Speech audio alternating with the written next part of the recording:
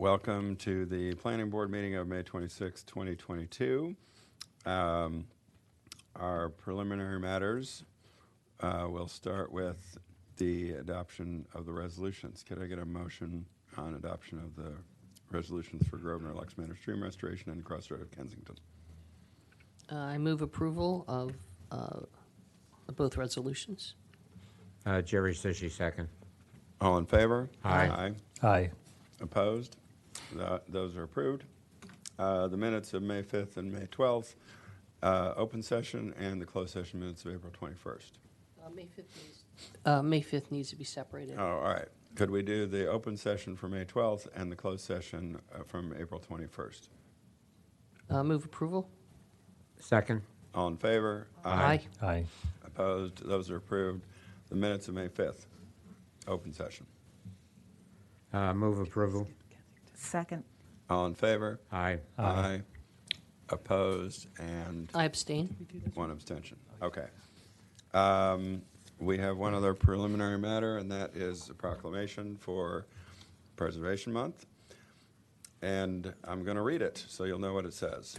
Whereas May is designated Preservation Month by the National Trust for Historic Preservation and celebrated throughout our nation, and whereas Montgomery County is rich in historic sites and cultural landmarks that foster dialogue and reflection on our shared past, and whereas the ongoing study of Montgomery County's history and identification of historically significant places expands our understanding of the breadth and diversity of the county's past, and whereas historic preservation is an effective tool for fostering local pride and maintaining community character while enhancing livability, and whereas the Montgomery County Historic Preservation Commission, supported by the staff of the Planning Department's Historic Preservation Office, oversees preservation of more than 2,400 historic buildings and landmarks at more than 430 historic sites and 25 historic districts in Montgomery County.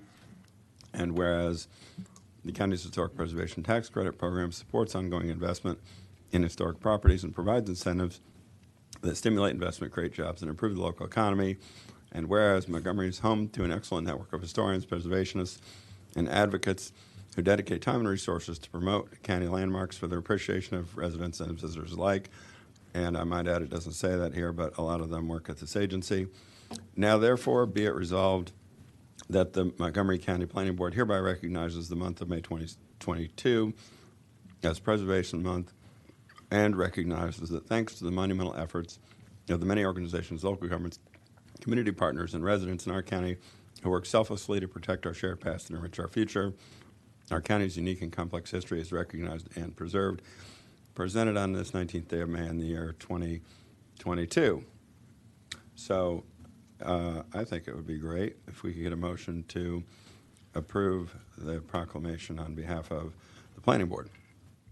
I move approval of the proclamation and thank all of the agencies, both external and internal, to the departments, both parks and planning. I've had the privilege of working with so many of the historic preservation folks, and they do a fabulous job. It's great. So with that, as I say, I make a motion to approve May as the month for preservation. Second. All in favor? Aye. Aye. Opposed? That is approved unanimously. And So I'm going to sign it right now. okay, I did have one comment, and after our Josiah Henson dedication, I had known some of the people from Peerless, and I just want to mention that Peerless Rockville is trying to get the land back that Montrose School sits on, and the issue with the state is that the state is asking for $292,000, and they did have an outside appraisal, and I guess my judgment might be I had been involved previously when Montrose was cut off from what was Randolph Road and then Montrose, et cetera. They had to get a right in perpetuity to have their vehicles coming to the school or whatever the school building is used for to come through the shopping center to the north. And so that was difficult for them to negotiate that lawyer to lawyer. But this next thing is that I believe, I have a sense that maybe the appraiser was considering this small piece of property as a potential shopping center because that's what's to the north. And so they've Peerless has sent in a check for $29,000 to the state, but the state is still looking, I believe, for $292,000. And so they've tried to make the issue, even the historic preservation state organization didn't really support the effort. So they've sent in a check, as I say, for $29,000. They actually are getting, they have no access to the Montrose Parkway. There is a bike trail there, which is great, and access to their site. But even the state, the MCDOT is trying to get a triangle so that they can complete that path, and that would be on county property. So I think that's something that's been raised, and it is one of our historic sites, and I don't know whether some accommodation could be achieved. So as those are my comments on that issue. And support historic preservation. I think we do a great job, and so does the county. Okay. Thank you for those comments. I think we can move to the regulatory extension request. Is that right, Emily?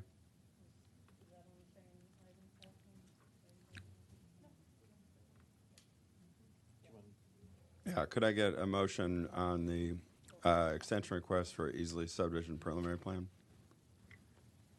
So moved. Second. All in favor? Aye. Aye. Opposed? That is approved. The Churchill Senior Housing Sketch Plan extension request? Move approval. Second. All in favor? Aye. Aye. Opposed? That is approved. Oh, yes, the record plats. Move approval. Second. All in favor? Aye. Aye. Opposed? Those are approved. And I think, and somebody will correct me if I'm skipping something, but I think we have reached the conclusion of our preliminary matters. So we can turn to item 5, which is the presentation of the annual land use report to the Maryland Department of Planning. Do we have a Or I'm sorry. Director Riley. Oh, of course. I was just testing you. The park director. Good morning, Mike Riley, Director of Parks. As you know, my last few director's reports have focused on our park activation program, which I'm so excited about. I promised I would come back with something else this time, and true to my word, we're going to do budget recaps on the operating budget and the CIP. However, I must say during the month of June, we do have the return of the Brookside Gardens concert series every Tuesday night. So if you're a football fan, just remember 7, 14, 21, and 28 football scores there. Each Tuesday in June, the first week is a classic rock band, the second week is Latin pop, the third week is reggae, and the fourth week is bluegrass. So we can cater to everyone's interests. Now we just got to hope for good weather and the absence of evening thunderstorms, and those will just be one of many events. But I've got Nancy Steen and Carl Morgan here to do budget recaps. Arguably, one of the most important jobs for the director and all of us is to bring the agency the resources it needs to do its job. And it's always been a top focus of mine, and it takes a village. We all have roles and accountability in assuring that we do great work and we justify what we ask for. But the Parks Department has been blessed to have two of the best budget managers anyone could ask for, in Nancy and Carl, and they play a huge role in assuring that we justify what we ask for and that we have great outcomes. This year has been the best outcome in my history in the budget, in both the CIP and the operating budget. We know that there was a unique year with federal funds and pretty healthy state budgets. But beyond that, even in lean years, Carl and Nancy have assured great outcomes through our budget. You know, we have a lot of technical experts in the Parks Department. We have people who specialize in things like white-tailed deer management, stream restoration, but these two folks are technical experts in what they do. And in addition to having skills in finance and the nuances of the particular budgets, if you know the CIP, it's the most acronym-laden program that you could imagine with all these different nuances, but they have to have great soft skills and people skills, because they have to deal with every level of the organization and every division, and make sure the lines of communication are open, and that what we ultimately put forth is highly defensible. So I'm going to have Nancy Steen go first on the operating budget, and then Carl will do the encore on the CIP. Sadly for me, happily for Gwen, this is Carl's swan song for the Parks Department. The budget resolutions are going to be approved by the County Council in a matter of minutes if they haven't been already, which signals the end of the current budget cycle. And as any budget manager knows, you get like a week off maybe, and then you start all over again with the next one. So they'll be busy. But I just can't say enough about the competence of these two, the respect they have both internally within the organization and externally up in Rockville, and all the other people they have to deal with. And I just want to thank them so much for what they do. So with that, take it away, Nancy. Thank you, Mike. As Mike mentioned, we're just going to start with a quick recap on the operating budget. And once again, as Mike also mentioned, the budget is being approved this morning. Starting with the Park Fund, our proposed budget was just over $126 million. We're very pleased to report that the final approval of the budget is going to be $124 million, just a little bit above that total. We did have some minor adjustments, and the key word to that is that they were minor adjustments. And actually, with this increase in the budget, we ended up with a $7.6 million increase over the FY22 approved budget, which equates to a 6.5% increase.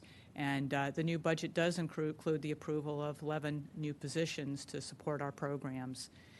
In addition to the Park Fund budget, we also did get approval for all the other funds, and they were approved as they were proposed. Just to kind of recap a little bit in terms of the major known commitments, this slide shows what's included in our major known commitments in the slide to the right. And the good news is that all of these requests were funded in the final budget. We did make some minor adjustments, and the adjustments that we made to be able to incorporate all the funding that we needed for the budget and to match the county executive's recommendation is that we fortunately had the capacity using FY22 funding to prepay some of our capital equipment ISF debt service. And by doing that, it enabled us to be able to incorporate and fund many other things in the budget. And then the other big item within our budget, generally when we separate our budget, we talk about the major known commitments, and then we talk about program enhancements, and these are critical needs that we need to incorporate to basically move our programs forward. And the good news is, once again, that we actually did get funding for all of our program enhancements this year. And at the last minute, the County Council even approved an additional $100,000 for the athletic fields for nutrient management. So as Mike said, this is certainly one of the best budget cycles that we've had for both our organization and other county organizations for this year. And at this point, I'm going to turn it over to Carl Morgan to talk about CIP. All right, thank you. Let's see. Yeah, thank you. This has been also an interesting year for the CIP in that I think the big story for us here was the state funding that we received this year. I've already gone through that with you all a couple weeks ago in a session, so I won't go into too much detail, but I will represent those. But you'll see here, this is the CIP that we sent over in November at around $265 million for the 6 years, and what we ended up with was $276 million, and that corresponds with a capital budget. The 6-year CIP creates the current upcoming fiscal year's capital budget, and so all of the appropriations for fiscal 23, it also captures a few of our standalone projects into future years so that we can put projects under contract. And so that total amount for the capital budget is $56.8 million, which is the highest capital budget that we've had. The closest to that was in FY20. We had $52 million So over the past 10 years, it's ranged everywhere between between $19 million to 56. So this was quite a banner year. And again, we have a lot to thank the state for on that. In addition to all the hard work that goes with our teams of putting together the budget. At the state legislature, we received legislative bond bill initiatives, legislative bond initiatives. We received $2.9 million, almost $3 million.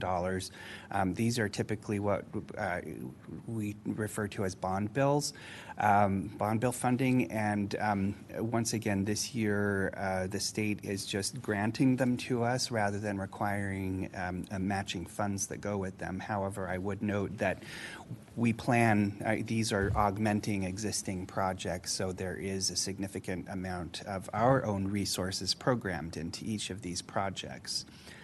Our local parks and playgrounds grants I presented last time, we received about $9.3 million. I would want to report that there is one minor nuance that happened since the last time we were here.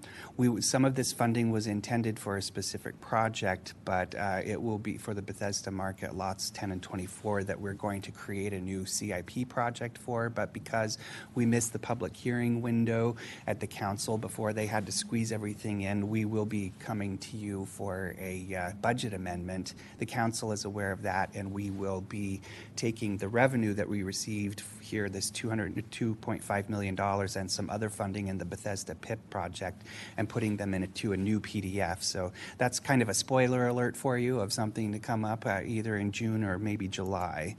But we still have the revenue, and it will soon all be appropriated.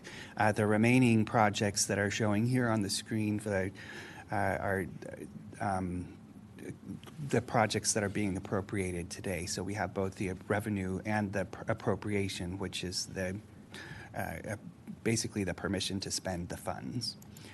The program Open Space was also a banner year. We have received a lot of funding that we will be putting towards these projects here in Hillendale. We'll be augmenting that, as well as North Branch Trail. Our park acquisitions on the development side has received the largest portion, and that's so that we can keep our park renovations program moving forward and delivering new parks and refreshers to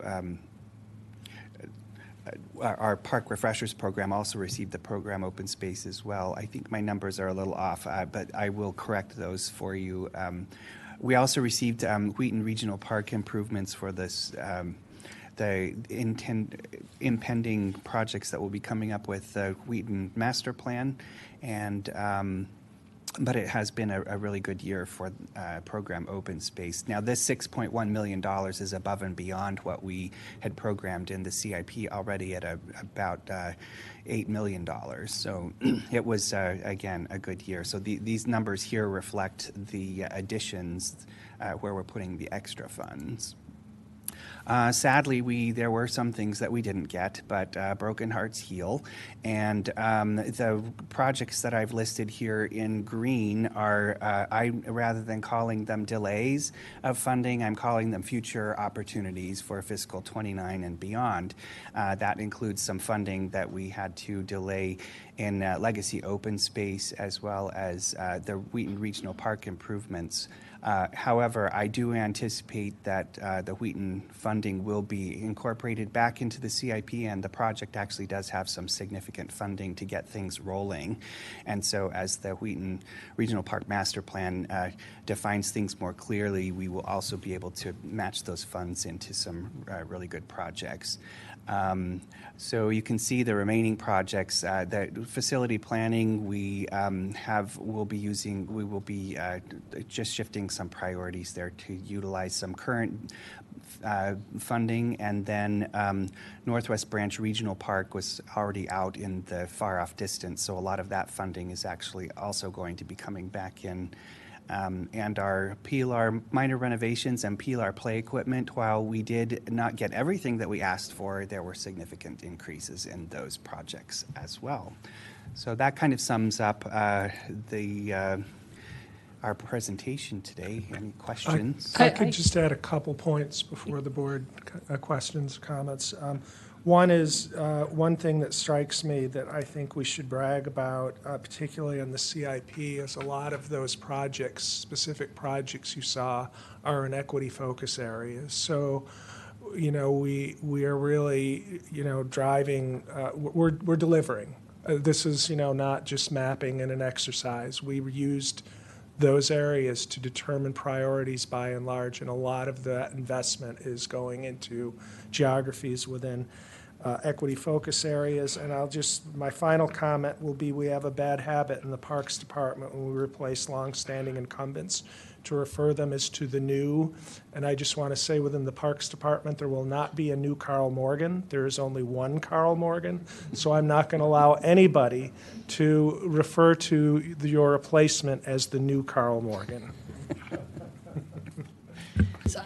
Very good. So I had just a couple. One question is, on one of the slides, I don't remember which one, it showed $500,000 towards South Germantown Recreational Park twice.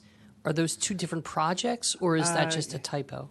Yeah, no, it's actually not a typo. I listed them purposefully that way. The total together is $1 million. The reason why I did that was because in the legislation they were on two separate line items. The reason that happened is that it turns out South Germantown is in two different legislative districts, and we had two separate bond bill requests, and the projects are actually in different legislative districts. Okay.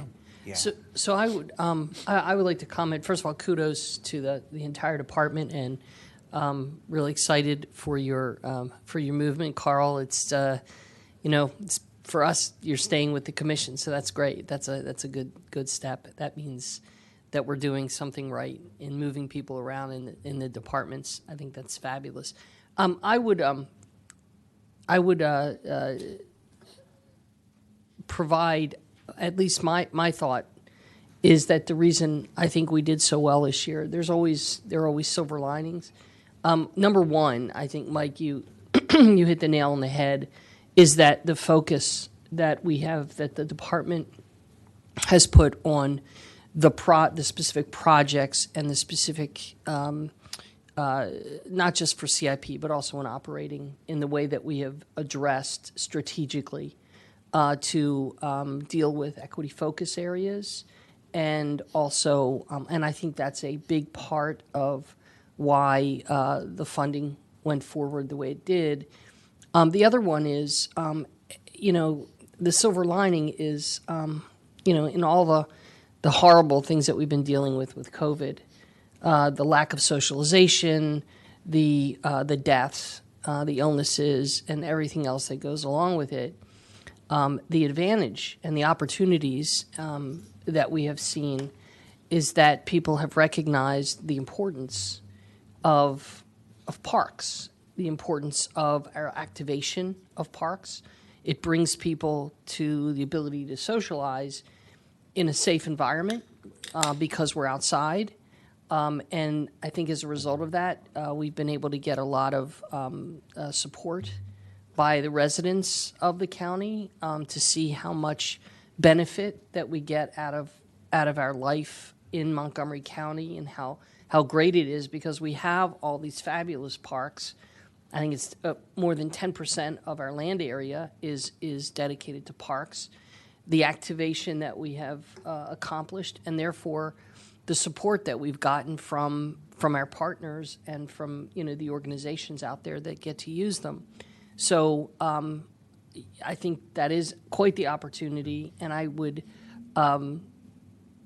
hope that we continue, not with COVID, but we continue to sell to the community and to the council all of the benefits that we get from that outdoor socialization, from the open streets that we've worked with, from the every activity that we do in the parks just adds to the value of life in Montgomery County, and that it's a great place to recreate and to live, and it just adds to again, it creates another means of economic development because people want to live in an environment in which they can safely socialize and continue to do that. So kudos to you, and I hope that we keep these lessons moving forward and continue in this vein. So thank you very much for all your hard work to the entire department. I'm going to follow Carol, if I may. Great comment, Carol. And Mike, I just want to mention, you mentioned equity focus, which is very important. If we look at our planning effort, we also are looking at kind of equity, looking at housing, affordable housing, number one. We encourage economic development. We had the trip out to the bio campus, if you will, and yes, they do hire PhDs, but they also hire two-year students coming out of Montgomery College and to help and assist in the lab and develop new products. So that's kind of, and then that's one element. Also on our streets, in a way, we're looking at equity. We're talking about separating cars, bikes, and pedestrians. We're working on that. So these are all issues that come up, and a little bit it's related to the Wheaton master plan discussion that we had last week. And again, people commented about the horse stable that was there. They talked about other tennis issues versus pickleball, and just generally, again, the issue there is not everybody can afford a golf course. Rockville had one. I guess they abandoned it. Our revenue authority still seems to rate some. But again, the issue of about not a tennis court joining some club or even a golf course, as I say, or other things. But I think that was one issue that came up, and I think you have money in the plan to look at this long-term, Wheaton. So obviously you are doing a great job on equity focus. You mentioned that. So again, that was part of the comments. But the point about on our streets, we are for safety. We're separating,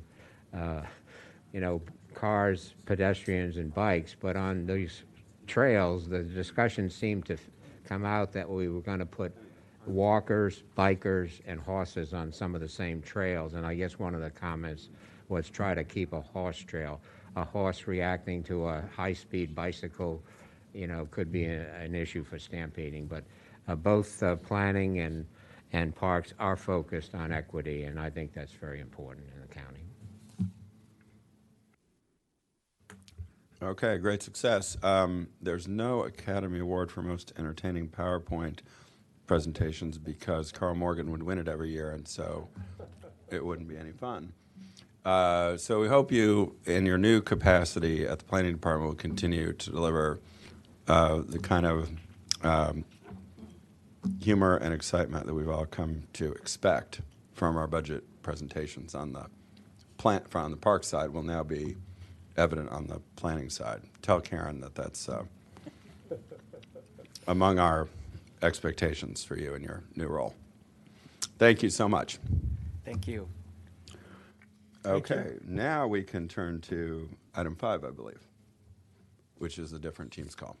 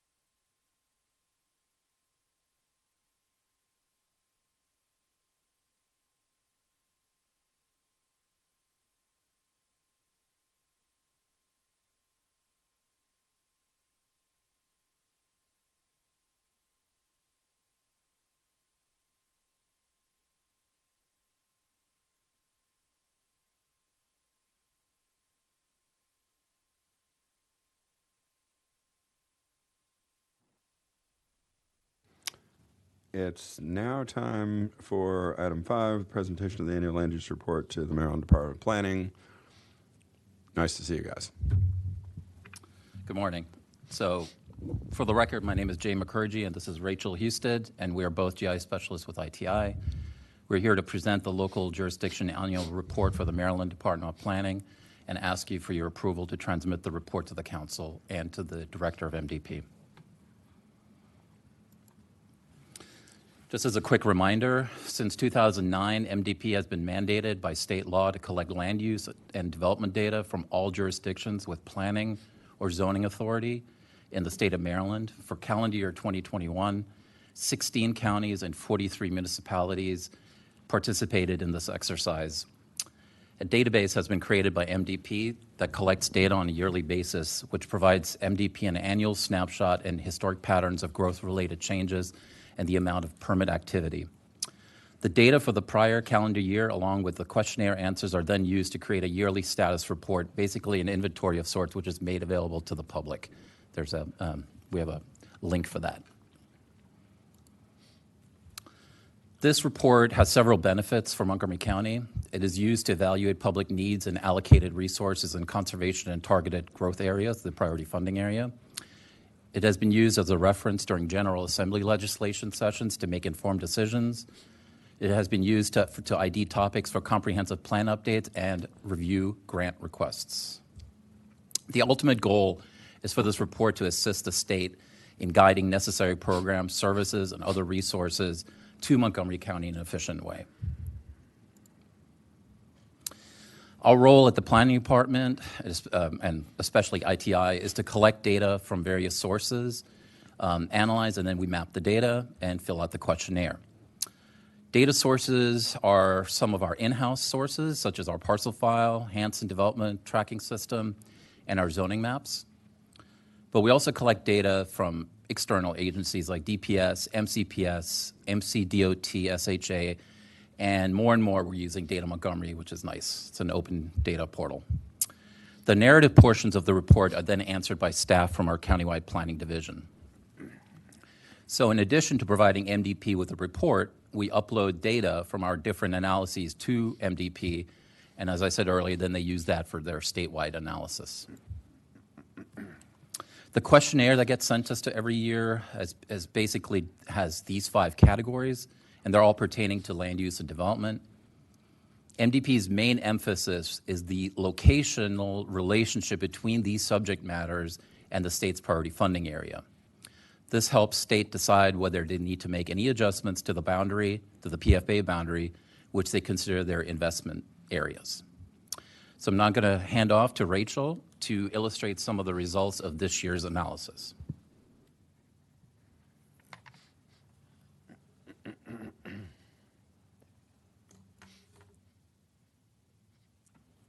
For the record, my name is Rachel Husted with ITI, and next I'm going to go over some of the results included in this annual report.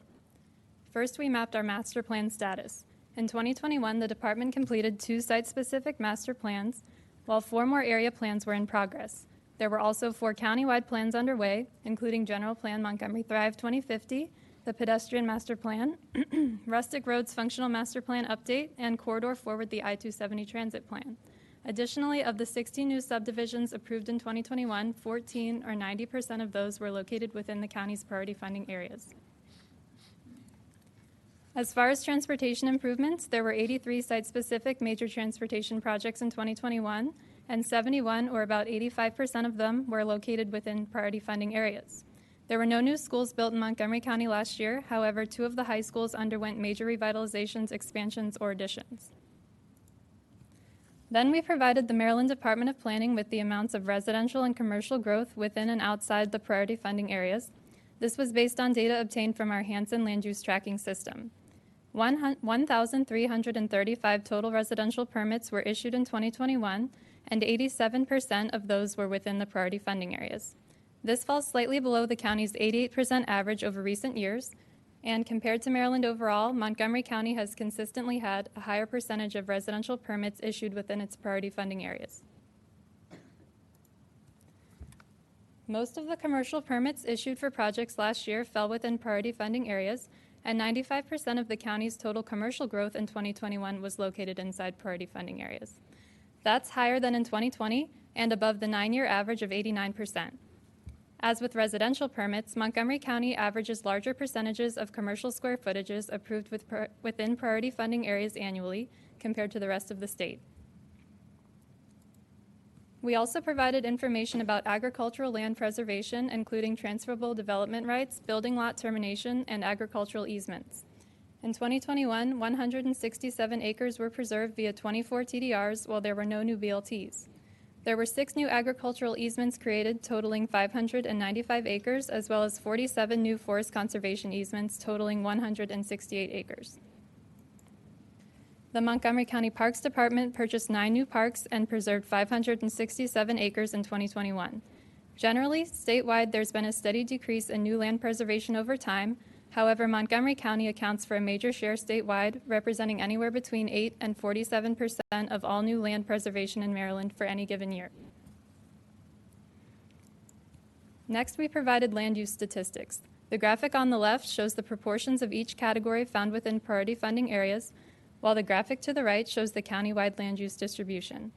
The major land uses within priority funding areas are single-family detached housing, road rights-of-way, and parks, while the largest countywide uses include the agricultural reserve, single-family detached housing, and parks. As shown in this line plot, county land uses have remained relatively static from year to year. Exceptions are for open space, which has trended slightly up, and vacant land and retail, which have trended down. The graphic on the right shows how, compared to Maryland overall, Montgomery County holds higher percentages of single-family detached land use within the priority funding areas by both land area and parcel counts. Finally, we provided the results of a development capacity analysis. Parcels with capacity must be residentially zoned, vacant, and not located in environmentally sensitive areas or HOAs. Compared to the rest of the state, where the share is 72%, the ratio of the number of developable parcels and lots within priority funding areas is 81% in Montgomery County. The difference is even higher when you look at residentially zoned acres with capacity. In Montgomery County, 54% of developable acres are within priority funding areas, while for the rest of the state, it's only 23%, which is about a 30% difference. Now back to Jay to discuss next steps. Thanks, Rachel. So as far as the next steps go, we're seeking your approval to submit the report for 2021 to the County Council and to the Maryland Department of Planning, and we need to do this by July 1st. Subsequently, as we mentioned earlier, the data and maps are going to be uploaded to Baltimore, to MDP servers, and then that allows the state to create their own analyses and report for calendar year 2021 and adjust the priority funding areas as they see fit. So thank you. Thank you.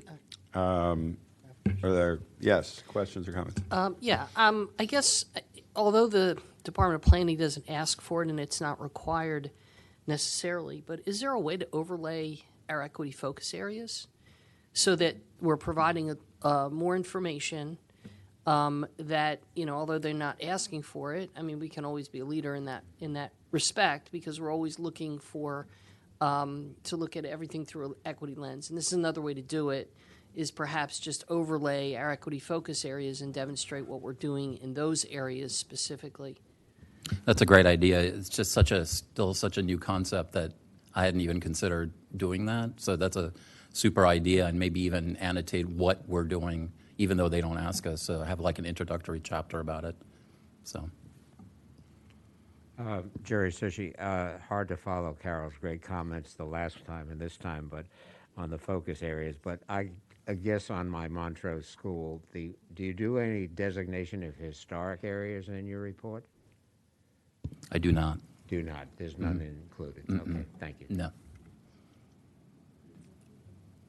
I think that we do some, I mean, obviously we cooperate with Maryland Historic Trust on statewide historic preservation activity. So there's probably a map that's rolled up into some of the states. Yeah. But not as part of this report. Yeah, I don't know how that works because MDP, do they work with historical trusts and, you know. Thank you.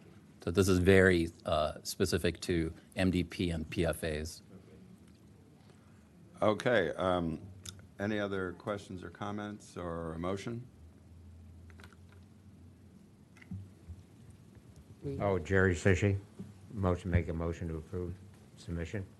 I second with the addition of the overlay on the equity focus areas. Great. All in favor? Aye. Aye. Aye. Thank you. Opposed? That is approved. Thanks very much. We'll be back in just a minute for item 6, Wheaton Gateway Sketch Plan.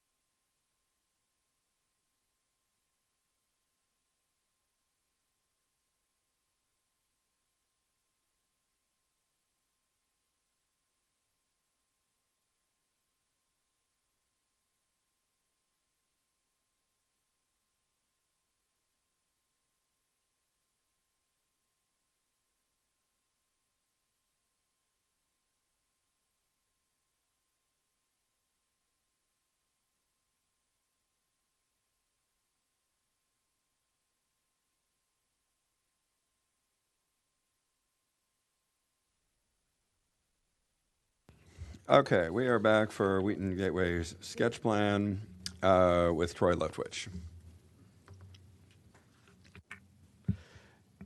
Good morning. For the record, Matthew Folden, Regulatory Supervisor for Mid-County Planning. And before Mr. Leftwich begins his presentation today, I'd just like to take a moment to highlight that this project is requesting additional height and density through the Mpdu bonus density provision of the zoning ordinance. The final determination of that height and density will be made as part of a subsequent site plan review. Staff supports the applicant's proposal, as Mr. Leftwich will present in just a moment, including the use of the Mpdu bonus height and density associated with the provision of 30% Mpdus. Next slide. A project's eligibility to use the Mpdu bonus density and height is based on section 59.4.5.2C of the zoning ordinance. That's the commercial residential zone development with moderately priced dwelling units and other income restricted housing.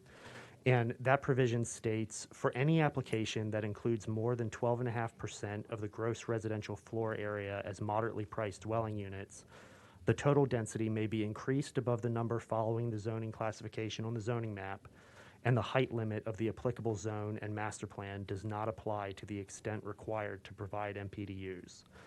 The subject application is providing a minimum of 30% MPDUs and is therefore eligible for the requested bonus height and density. The following presentation will provide more details about that proposal.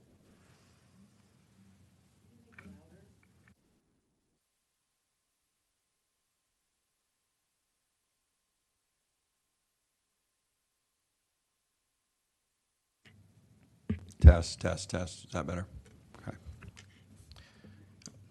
Troy Leftwich for the record, presenting Wheaton Gateway Sketch Plan number 3, 2021-0060.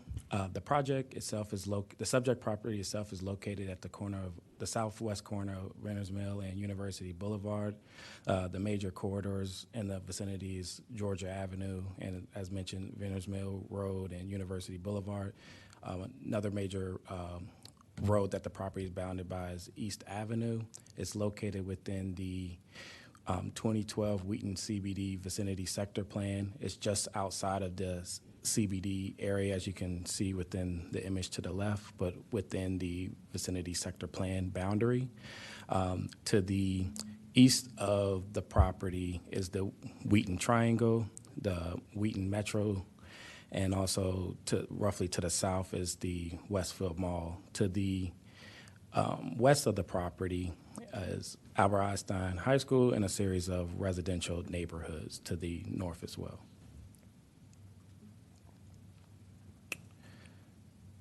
One thing to highlight is the zoning. The three different zones that are located with this property is a total essentially 4 zones, but or 2 CRs, 1 CRN, and a R60 zone.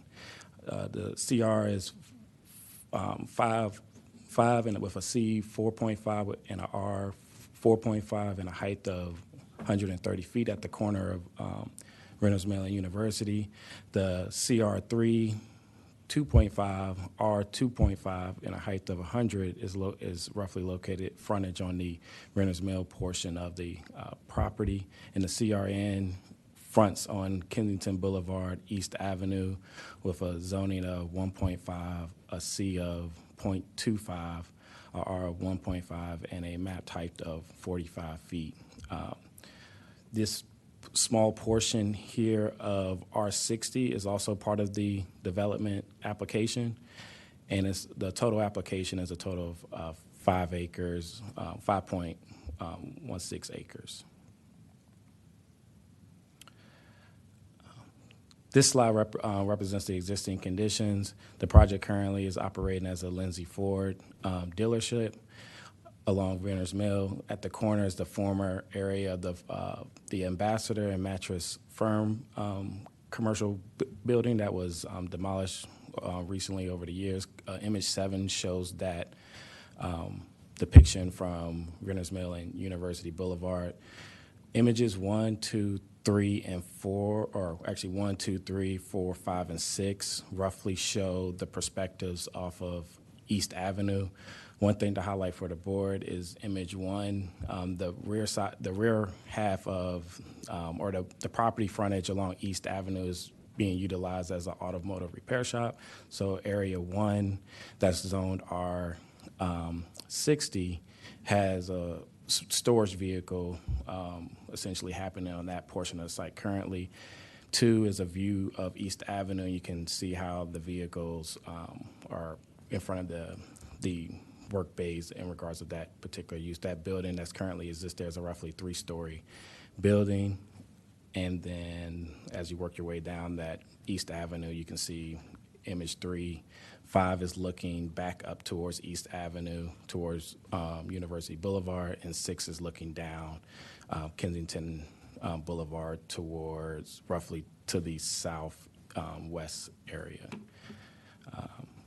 And image 4 is the existing frontage of the Lindsay Ford dealership along Renner's Mill. The development itself, the proposed development is a mixed-use development with affordable and market rate units. It's a series of 3 buildings. They are for a total of 223 square feet of development. It's proposing 845,223 square feet of residential use, 65,000 square feet of commercial use. The commercial uses will be located fronting on Renner's Mill and at the corner of University of Renner's Mill.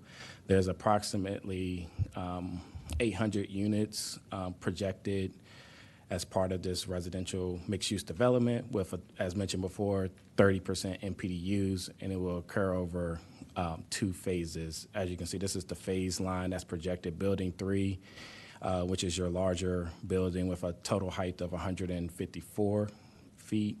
Building 1 has a projected max height of 124 feet. Building 2 has a projected height of 69 feet. The project will provide 12% open space located in 2 areas. As mentioned before, this current use is being utilized as essentially parking for vehicles that's being services at the Lindsay Ford, and that will be provided as a future neighborhood park. And then the central green will be aligned with the commercial spaces in front on Renner's Mill. At this time, I'll turn over to my colleague Natasha Fahim to go over the details in regards of the urban design and architectural components that was assessed at this review of the stage. Thank you, Troy. Good morning, the Chair and Planning Board member. For the record, I'm Natasha Fahim, the urban designer of Mid-County Division. I would like to walk you through some of the design highlight for this development as proposed, that it has been achieved through the constructive dialogue between the staff and the applicant's team in over a year now from the time that the applicant has started the process of a sketch plan. So what you see on the screen, it's the open space diagram. This development features 2 major public open space. The first one is located along the Wears Mill Road, facing, fronting the Wears Mill Road, and it creates like a very large civic, urban civic green. It's located immediately adjacent at the corner of the Wears Mill Road and internal street. This space offers a much-needed gathering space for downtown Wheaton with a flexible lawn area, seating, and landscaping area, and it's easily accessible from the Wears Mill Road. The second public open space is at the intersection of the project's internal road and East Avenue, which is nested in a residential neighborhood toward the west and offers the neighborhood park for the broader neighborhood. These 2 public open space can easily get connected through the mid-block connection or the internal road within the development. The internal road connects the Wears Mill Road to East Avenue, as Troy is pointing at it. Next, please. This development also creates a significant gateway feature at the north edge of the Wheaton CBD area, where the sector plans call for the gateway elements for downtown Wheaton. As you see in the massing model at the bottom images, the tower element at this important intersection features the unique roof line and projected bays, which will further get refined at this site plan stage. The commercial space at the ground level of this tower also offers an active urban uses for the base of this gateway feature at the intersection of Wears Mill Road and University Boulevard. Next, please. Another design highlight for this project that I can point out is creating the active urban frontage for these two major roadway, Wears Mill Road and University Boulevard. Moving from north to south on Wears Mill Road, the applicant is offering a series of residential units at the ground level to help screen the garage in the background, as well as activating the public realm. Moving south, there's a commercial space, amenity space, and additional residential unit at the ground level of the courtyard. And moving south of the internal road would be the urban civic green that we talked about, that it's a flexible gathering space framed by the entrance of the residential tower and a commercial space. And last but not least is the commercial space that is at the location of the main intersection and creates an active frontage along the both the two important corridors that we mentioned. And you can see it on the massing model as well at the bottom image. Next, please. So moving toward East Avenue, as Troy mentioned, unlike the tall residential building along the major roadway, the development will change its character when it's facing the single-family home along the East Avenue. The building in Section 2 along East Avenue is significantly lower than other portions of this development. Additionally, the design of the building in this section will be more residential in a scale, with building elements, building entrances, and human-scale architecture elements, which further articulate the East Avenue frontage and creates a more compatible environment along this low-density residential street. The applicant is proposing 35-foot additional setback, projected bays, individual entrances, and a stoop to further create this transition to the low-density neighborhood. Staff is committed to further collaborating with the applicant in the site plan stage to ensure that the compatibility of this portion of development to the adjacent neighborhood. So at this point, I will turn the presentation back to Troy to walk us through the rest of the findings. Thank you. Troy Leftwich for the record.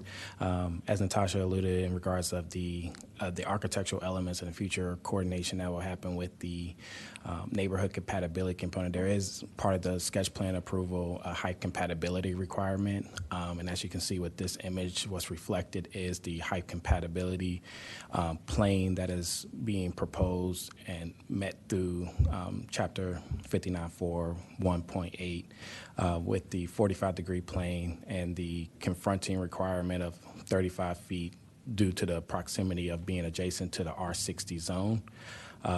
There's also a height compatibility requirement along Kensington Boulevard, as that was outlined within the staff report. There are two options proposed for that particular section of the project due to the proposed abandonment, and that may dictate the future property line. And so that's being presented as part of that within that staff report option.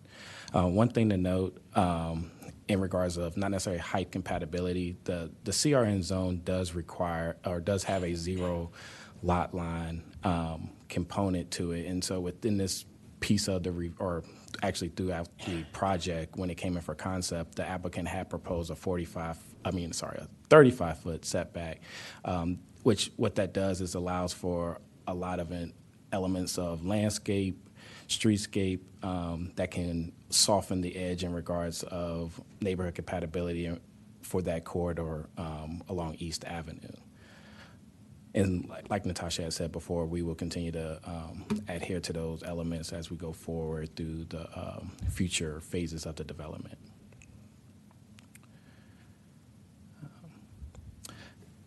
At this time, we'll go over the major components of what the community had correspondence with. To take a note of planning staff definitely appreciates all the correspondence and elements and collaboration that we had with the applicant over the last year. I believe the application was accepted March of 21, and we've had a series of virtual meetings, at least 2 virtual meetings, and also had a series of calls and correspondence that was actually attached to the staff report. And we'll continue to have those collaborations as the project moves forward if approved today. But just wanted to take a note to kind of appreciate that time that was spent with the efforts to get the project to where it is today, and also put focus on the needs and concerns that was established through that process. With that said, we pinpointed the major topics that was pretty consistent in regards to the community concerns. Building height and density, which was Matt Foden had went over at the beginning of the presentation, and then neighborhood compatibility that was kind of established between the conversation of Natasha and me as well. One thing to highlight too, the traffic concerns and roadway connections were a huge component as part of the discussion as well. One thing to highlight in regards of this particular development, there's been a lot of emphasis on vehicle connections, and vehicle access and connections in and around this site. But with this particular development, the proximity to BRT, or there's a future BRT stop that's potentially or located at the corner of Vintners Mill and University, the proximity to Metro. And so essentially this project will allow for future bikeway access, pedestrian access. In lieu of that, the vehicle connections throughout the project, through the development program that the applicant is proposing, the four-story underground garage, no matter where you enter and exit this particular, or essentially enter the actual property, you can exit on each exit that is being proposed within this development. So I say that to say Kensington Boulevard, and at the beginning of the phase of this project, there was actually 2 entrances. So throughout the whole project, staff has always been looking to consolidate consolidate all the access point to felt that was most reasonable how it flowed within the development. But to say that you can essentially enter Kensington Boulevard and exit on Vintners Mill. You can also exit off of University, and then there's 2 entry-exit points to the garage locations within the private road access. There is a one-way loading that is proposed, service loading access that does exit onto East Avenue.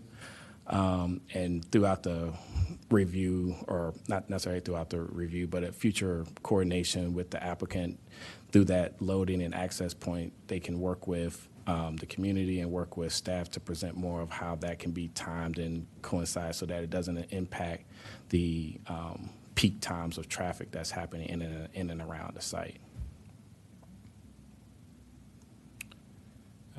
As part of this project, they have a public benefit points requirement. Since they are providing 30% Mpdus, they only had to satisfy one category. And as mentioned before, they are doing 2 phases. So those points of affordable housing categories of the 210 is being broken up over 2 phases.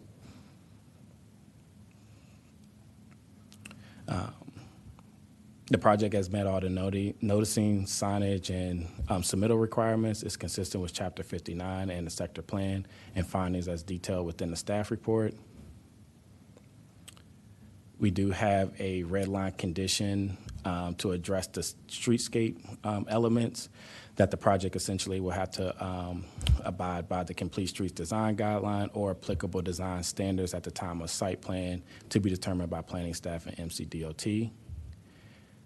There was 3 red line changes to the staff report, a clarification in regards of one piece referencing the correct section of the Mpdu bonus density, and then striking the language of a proposed proposed abandonment of the public right-of-way, because that application is in a pending hearing application for August for Kensington Boulevard.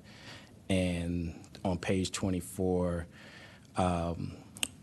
changing the language to the applicant is coordinating, is committed to coordinating efforts for the future BRT and not necessarily constructing or funding the implementation of the BRT stop at the Venters Mill Road frontage location. At this time, staff is recommending approval of the sketch plan with conditions contained within the staff report and red line changes as shown within the presentation. Thanks very much. We have a number of people signed up to speak. I think we'll start with the folks on Teams because I know it's sometimes challenging when you're testifying remotely to follow along. So I want to try to get them in first, and then we'll look for our in-person testifiers. But first, I just want to take a 2-minute break. So we'll come back starting with Sandra Selby, then Sheldon Fishman, then Dan Thompson testifying online.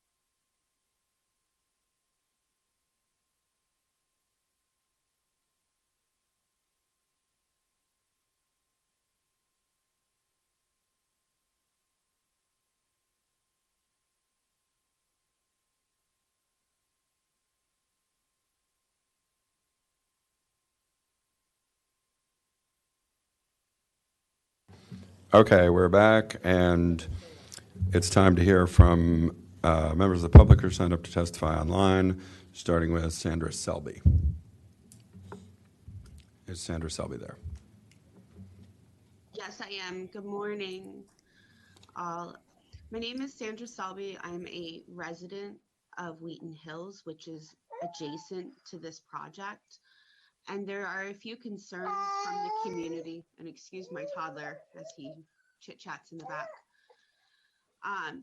The first thing that has not been addressed in this plan is that there are 800 units coming in and that the schools in the area are already at max capacity.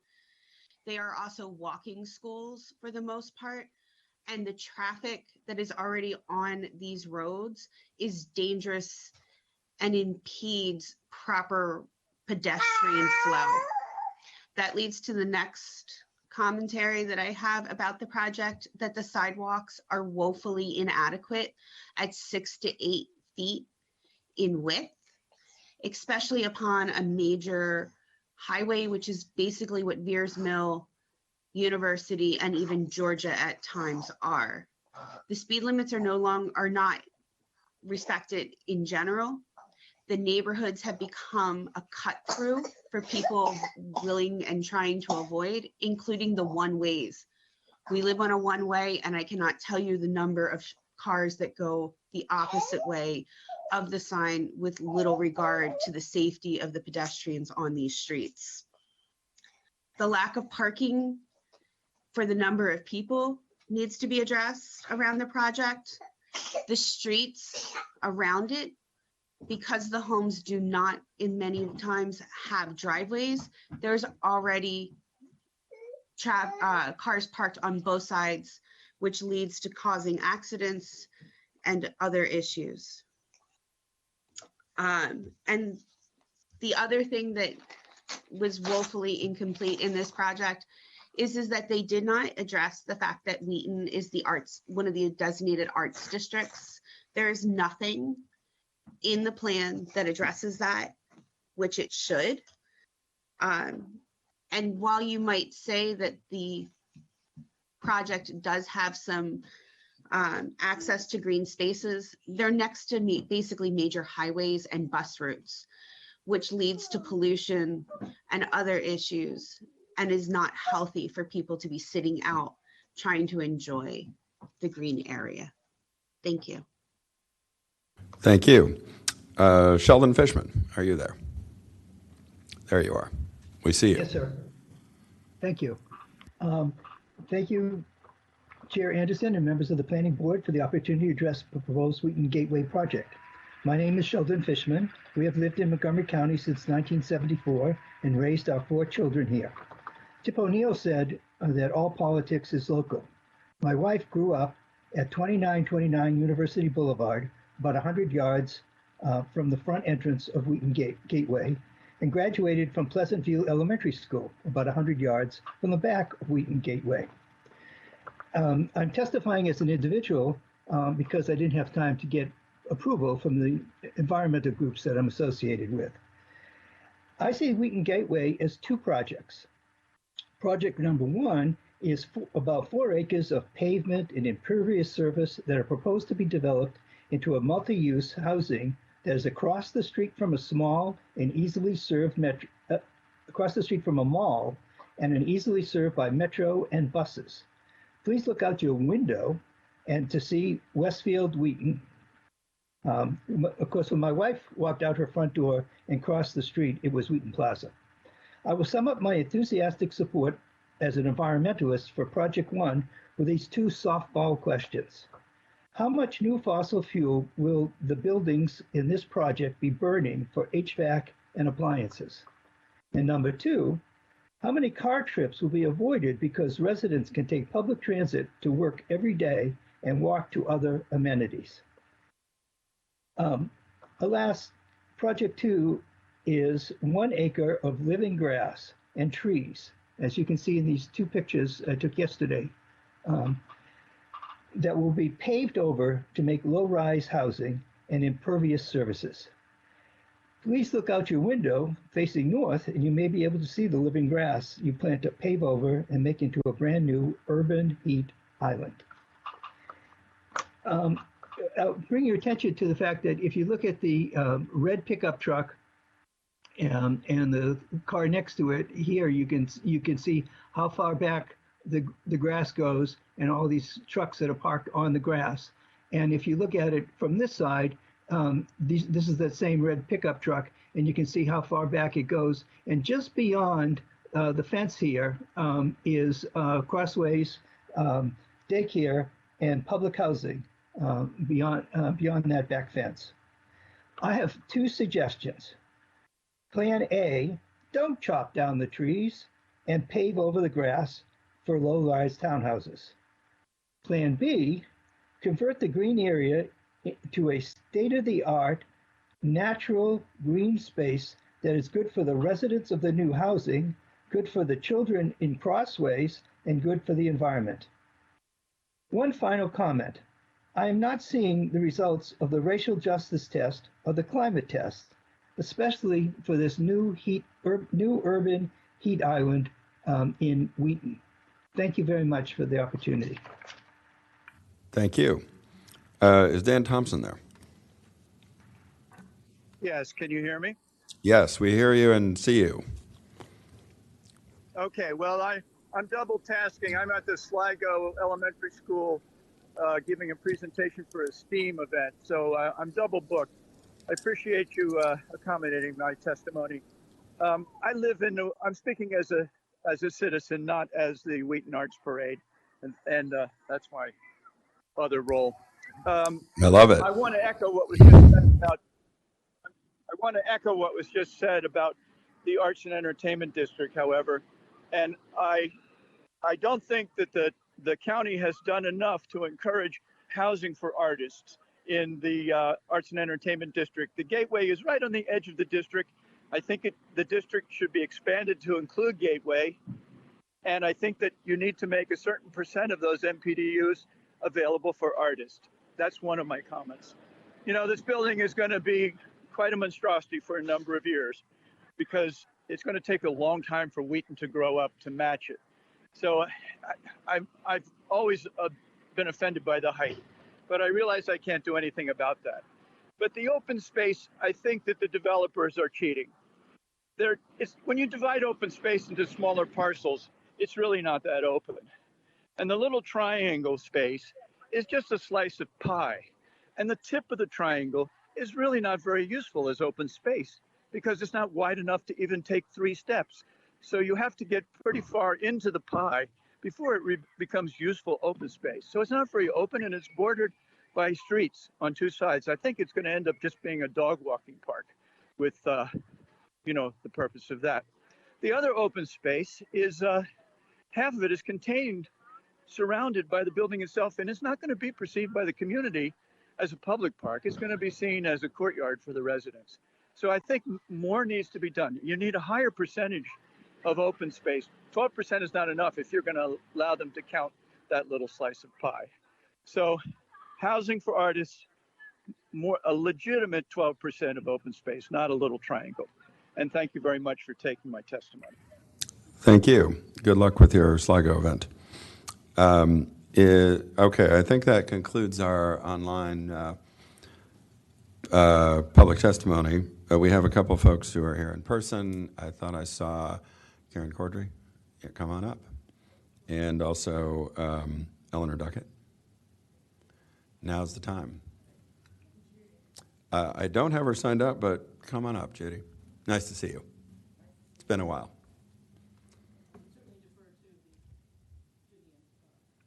You can testify in whatever order you'd like. Just whatever you've worked out amongst yourselves is fine.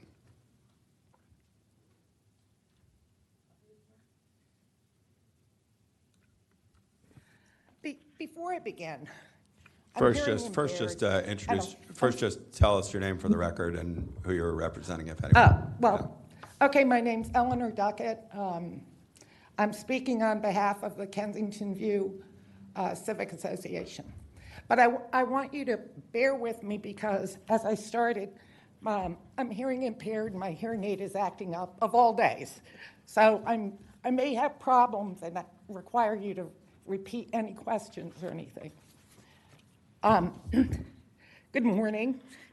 As I said, my name is Eleanor Duckett, and I'm speaking on behalf of the Kensington View Civic Association. I hope everyone has had a chance to read our submission, previous submission.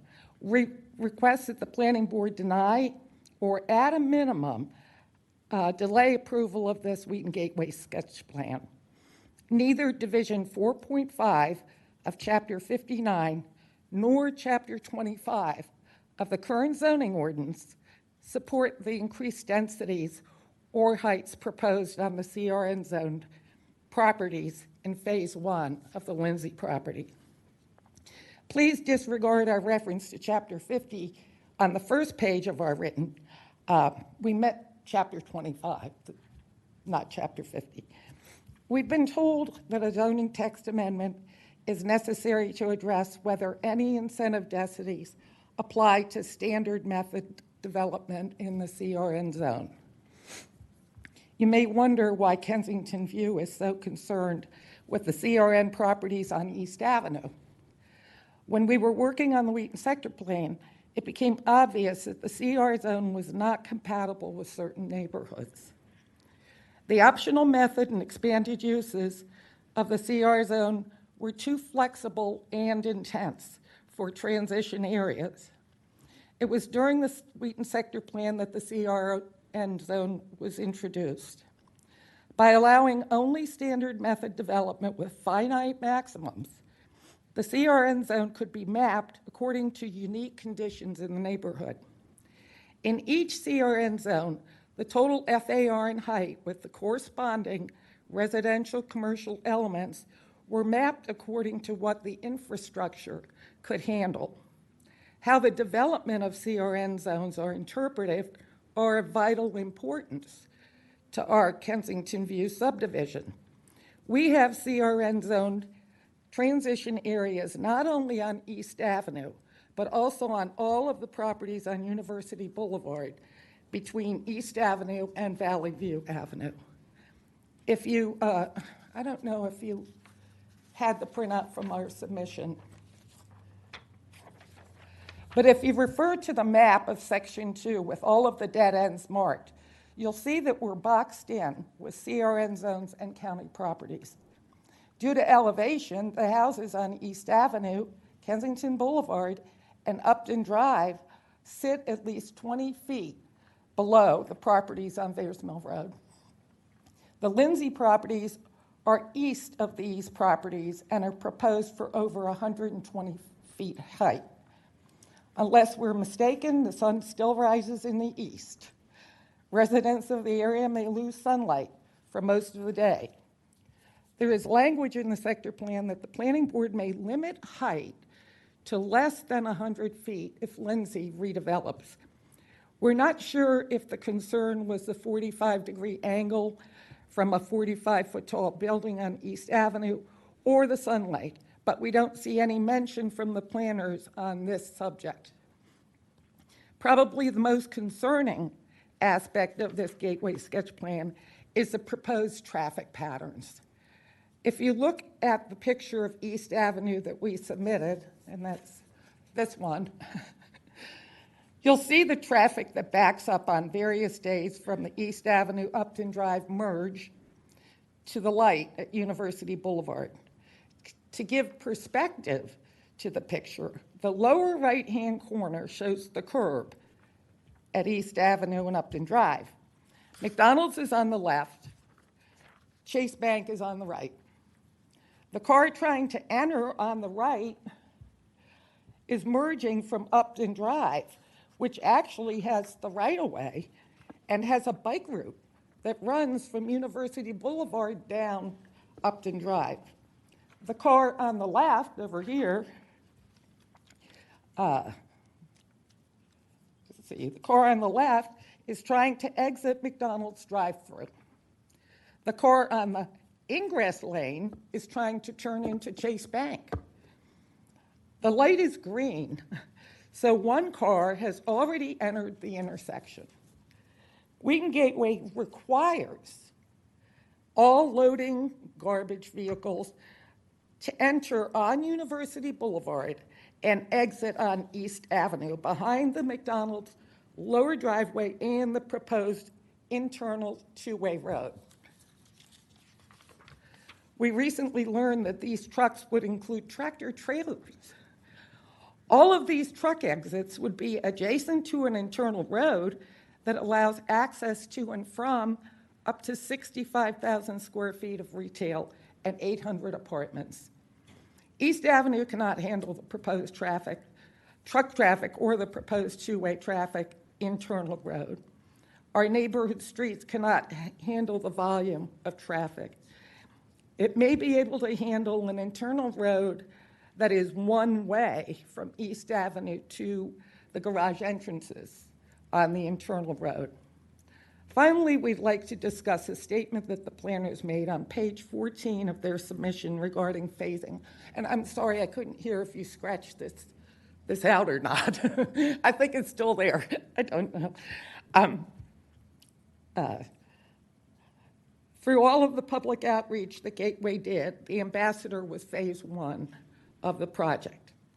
Everyone that attended these webinars, our community included, was excited about finally getting a signature building on the ambassador site. Recently, the phasing was changed. The planners state that now there will be a multifunctional open space in lieu of Building 3, which is the ambassador. They further state that this space will remain until there is a market demand for phase 2. We're confused. What market demand? The retail market, the property sits across the street from 1.5 million square feet of retail, and Wheaton currently has empty retail space. Or do they mean the residential market? If there are any questions about the residential market, why are they getting extra densities and heights on all buildings? Why are they not building the ambassador first and the Lindsay properties as the market demands? Thank you for your consideration. Thank you. Who would like to go next? I'll go next. Hi, my name is Judy Higgins. And I am. Ms. Higgins, if you wouldn't mind, before you go, Yeah. usually we ask people to, I don't know if you tried to sign up ahead of time or whatever. But I did. It's fine, but just But make I was sure an hour late. It's fine. That's cool. We're good. I get But just, if you could just check in with the clerk and fill out usually we have a little form you have to fill out. Okay, I'll do that. So if you could I'll do do that that. for me, that'd be great. Okay. Thank you. My name is Judy Higgins, and I'm a resident of Kensington View for 35 years and a very active civic representative of our area, and I know a few of you. So there's a couple things. I'm not going to go over everything Eleanor said, but I'd like to remind each of you or bring it to attention that the East Avenue that we're speaking of is only 22.1 feet wide as we sit. And the developers said they were not making any infrastructure changes. In other words, they were not considering widening the road except for what is proposed by staff. So that's kind of alarming to us when you talk about, after the picture that Eleanor showed you, it's very alarming to us because, as she also pointed out in our presentation, we are a community of dead-end streets, and a lot of them are roads, et cetera, that the county just didn't build, hence the Kensington Boulevard abandonment proposal that's up and coming. So we also have in the sector plan, the only elementary school, as one of the people who presented online stated, that all of our schools in our area are overcrowded. So Pleasant View or Crossways is slated in the sector plan to be used if needed. So you're going to put 800 units and you're not going to make the road wider. So that's a concern to anyone who hears this and that we speak to. The other piece is, as you know, and I think you received it, we have been questioning the zoning since 2020. and the density bonuses and the standard method versus optional for the CRN properties. And we sort of kind of came to a dead end, but we have we got confirmation from the county that, in the opinion of the county, after reviewing our materials and what staff has said, that there needs to be clarification on with a ZTA to actually make sure that it is addressing properly the bonus density that's being given for this project with the CRN, which only allows standard method. I'm sorry, I haven't spoken publicly in many years, and we've been in COVID, and I'm a nurse, so you know I'm not having this. It's not fun. So those are the only two things. I just want you to know that Eleanor's point that we are surrounded by CRN, we were active in the zoning code rewrite, active in the sector plan, active on all of it, thinking that we had accomplished the goal, and now we have what you see. So thank you very much for listening to me, and I hope we can work together better. Oh, I also want to mention that for some reason we keep getting ignored, even though we are the community this is located in. We finally got somehow noted, but it was after, I don't know how long, it took quite a while for them to start reaching out to us, them being the developers, just saying. So that's it. Thank you very much, and hope to have a good union here. Thank you. Okay, we have, I believe, I don't think we have anyone from the applicant in the auditorium, but I'm sorry. Is anybody, if anybody from the applicant's team is here, now would be the time to come forward. Oh, I'm sorry. No problem. I didn't mean to miss you. No Ms. problem. Cordray, go ahead. Thank you. Applicant, you're on deck, but Yes. Ms. Cordray's next. Yes. Sorry. My name is Karen Cordray. I have lived at my current address, which is just south of the Wheaton Mall, for about 20 years now. I'm currently president of the Kensington Heights Civic Association and secretary for the Montgomery County Civic Federation. I am not speaking on behalf of either one of those organizations, but in those roles I have been very interested and active and involved in following the Thrive process, the ZTAs that have been going on, the discussion about housing in the county and in general and affordable housing in particular for the last several years. In recognition of some of the roles I've played, I was part of a group of civic leaders that got a heads up on this project at the end of 2018. Was part of a discussion with the leaders in May of 2019 before the public visioning sessions. I've been staying involved and monitoring it ever since, watching as it's slowly been moving along. And during all that time, as I think has been mentioned here, the building that was discussed, the signature gateway building at the corner of University and Veers Mill, was always presented as the first phase. And in fact, it's the one that in the discussion here, the planning board has focused on and made again the point that this is an important part of the project. It's a significant building. It fulfills the sector plan. That was part of the April 2020 proposal. It was still being said that well into early 2021. And during all this time period, while we've been talking about the other aspects of housing in the county through Thrive and the ZTAs, I have several times pointed to this project and said, look, here's a project that could put out hundreds of units of density in an primarily existing space and really create some benefits very quickly and in a large way. And yet now, somewhere last year, it turned around and that phase of the building is going to be put off. We don't know how long, we don't know when, something about market forces. Well, my concern, for one thing, one of the questions I'd really like to have addressed here before the council decides, this commission decides where you go, is if there is this burning need that Thrive addresses and the ZTAs address and everyone talks about additional housing in the county in general and affordable housing in particular, how does that cope with the fact that now we're putting off half of this project and saying maybe there isn't a need for it, at least for some time period, some completely unspecified time period. And during that whole time period, this wonderful signature building is going to be a vacant lot. Now, I know they're describing it as multifunctional space, but you really can't do much on that with developing that space if the idea is we're still going to build on it at some point in the relatively near future. And we do have a very nice open developed space right across from this building, that a multifunctional space. The mall is perfectly willing, as I've seen on numerous occasions, to have outdoor functions and so forth. So I'm not sure that that big vacant lot is really much of a benefit to the community. So one thing I would really hope is that we press them very hard to go back to the order in which they were presenting this initially. And that also goes to the concerns that I think this community has here. If, in fact, it may not be that there's enough demand to really fully build out that space, why go forward with the smaller parts, but the more intrusive parts first? Why not wait to see until you really need to decide if you need to put a 69-foot building across the street from a community neighborhood? Maybe they won't need it. Maybe they can put another floor on top of the major signature building. I think they still have room to do that, and that would probably take in all of the units that they would be able to get on the building on East Avenue.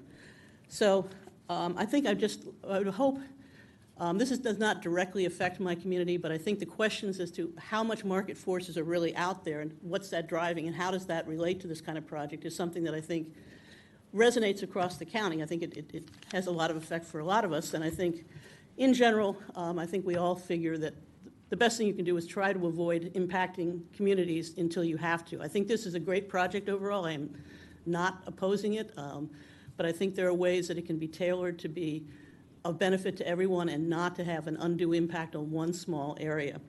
And the last thing I think I might say is I've heard that they're talking about perhaps putting hotel space in there or Airbnb units, and I think that'd be a great idea. I mean, the one thing after 3.5 years is we still have got very few details about what exactly, besides the big perimeters of these buildings, what's going to go inside, how soon, how is it going to be divided up, and what kind of uses there are. So I think that would be something that I know I turned in some pretty detailed questions 1.5 years ago almost to Louisa Montero at the time when we were having a WUDAC meeting, and we've never really gotten much details back. So hope we can get to that point soon, and that's pretty much all I have to say. Thank you. Thank you. I think we're going to turn to, unless there's some immediate questions from the board, I think we might turn to the applicant to see if they would like to make a presentation and perhaps clarify some of the points that have been the subject of questions and or comments from our members of the public. Looks like Shane Pollan is there and maybe Mr. Rulin. Yep.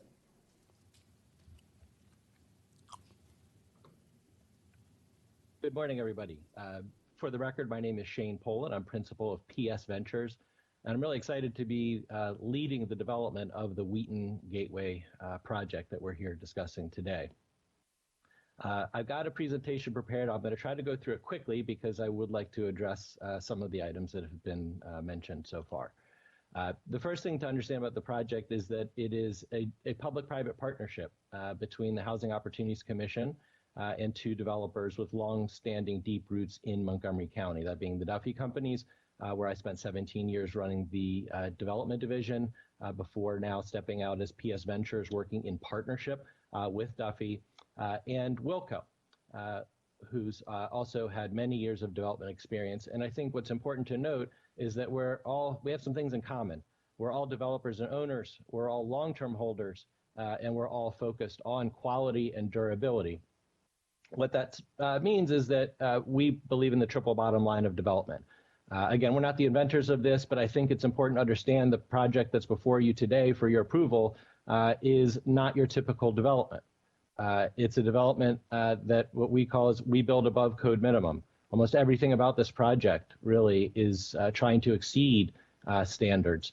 We believe that we can build buildings that are better for people, both the occupants and the neighbors who surround the project and who are our neighbors, that we could build buildings that are better for the planet, and that we can do so profitably. Now, as HOC as a partner, right, focus on providing affordable housing is their mission, but it still means that we try to make properties that are financially viable, developments that are financially viable. And that's why properties like this are being developed as mixed income, so that that profitability component can be something that helps ensure the long-term survivability of a project like Wheaton Gateway.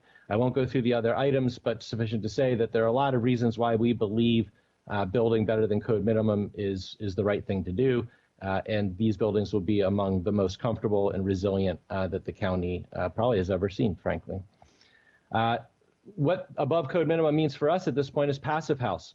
So if you want to build above code minimum, everyone's probably familiar with LEED, Leadership in Energy and Environmental Design.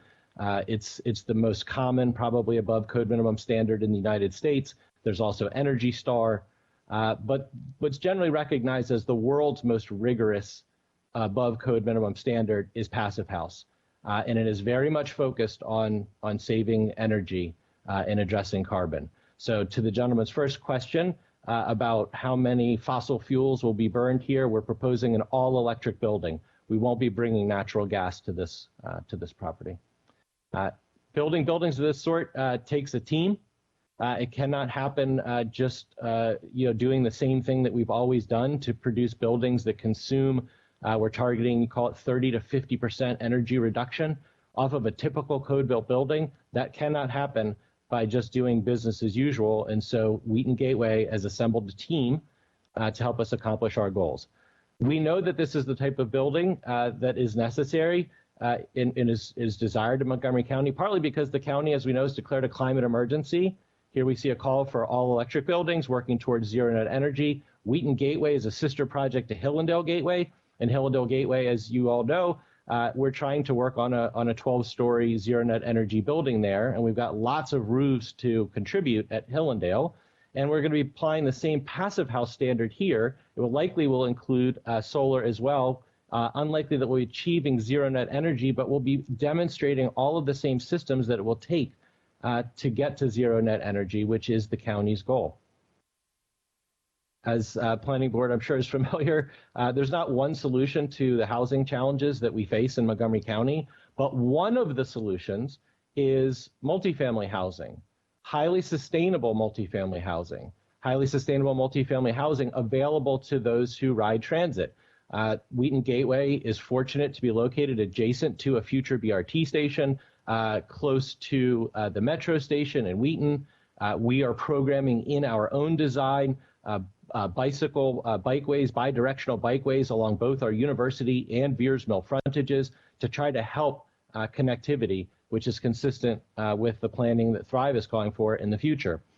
I'm also very comfortable and confident that this is the type of project that the county would like to see, because I've personally served on a number of committees with the Department of Environment and different departments within the county who are trying to work on developing incentives and the future of Montgomery County and the buildings, including serving on the Building Energy Performance Standards stakeholder group, and that was recently, as we know, passed into law, working with appointed to the Climate Technical Working Group, and worked on the new high performance tax credit legislation, the successor to the legislation that only incentivized LEED buildings and now incentivizes buildings like Passive House, which take the next step. Wheaton Gateway, right, our vision, as we've seen, it's a vibrant new mixed-use property. It will have the highest levels of sustainability. I'm going to go quickly through here because I'd like to get to some of the points. The property will be delivered in 2 phases, and there will be 2 buildings in the first phase. It is true that the first phase, as originally designed, was in Section 3 out at the corner. However, as those who are testifying might recall, what we were talking about trying to put in was a food hall, which we also felt was supportive of the arts, of culinary arts. COVID has had a pretty significant impact on uses like that. So that became a challenge for the retail in that location. Also, the atmosphere for retail has been really challenged overall. I was at our recent WUDAC update. On the agenda after our group was the team, I think it was from Jones Lang LaSalle, who is representing the retail space at the new county facilities in Wheaton. And they were expressing the extreme difficulty they're having trying to find retailers at that corner location. Section 1 has retail, which because of its size was actually more conducive to a potential cultural arts center. We have not been shy that we would love to have the Wheaton Cultural Arts Center in Wheaton Gateway. And when we spoke to the county staff preliminarily about that, just in investigations to try to earn the ability to compete for this, we wanted to make sure we didn't take any steps that would prohibit that use from coming to our property. And so section 1 was flexible enough. A lot of the changes that you see in the plan, the change in the parking structure, the change in the way the traffic flows internally, was about us trying to accommodate a space for a cultural arts center. And whether the cultural arts center chooses to locate in Wheaton Gateway or not, that we don't know. We would love to have them. The changes and the improvements that we made, we realized were improvements for the better one way or the other. And we realized, of course, we always knew from a constructability standpoint, as you can see, section or phase 1, if we built section 3 first, we would be creating a hole, right? And we would be building ourselves into a corner, if you will. Now, we wanted to at the beginning because we thought we could capitalize on a food hall and build the building at the corner first. But ultimately, it's going to be more of a challenge for retail, which is already struggling, for us to seat a retailer in section 3 building first, and then come back and ask them to tolerate construction all the way around them, as opposed to working our way out of the property towards the main streets. I would argue that all these buildings are going to be signature buildings. We're trying to build passive house buildings in Montgomery County. It's very exciting. These are going to be, again, some of the most sustainable buildings, not just in the county, not just in the state, probably not just on the East Coast, but in the country. That's what we're trying to do here. The site does have challenges, and a lot of the folks who are testifying are recognizing that we are also facing some of those same challenges. We have long, unbroken medians, right, which is part of what makes access difficult. We have a significant drop in grade, and we've got multiple zones that we're working with. So in addition to, of course, first and foremost, we're adjacent to a BRT station and have worked with staff to incorporate the space necessary to incorporate BRT. We're close to Metro. We're providing additional bike opportunities along our frontages and pedestrian opportunity for circulation. But the reality is we still have to accommodate vehicles coming to our site. 4 ways in, 4 ways out, 16 different combinations. Our team has really looked hard at ways to trying to address this. And ultimately, the answer was that we needed to have good, as Troy mentioned, good circulation. Because we don't really want folks, for example, if we turned roads into one way, then you'd have to turn around and do a U-turn effectively someplace to go the other way. And that someplace is likely on the public streets.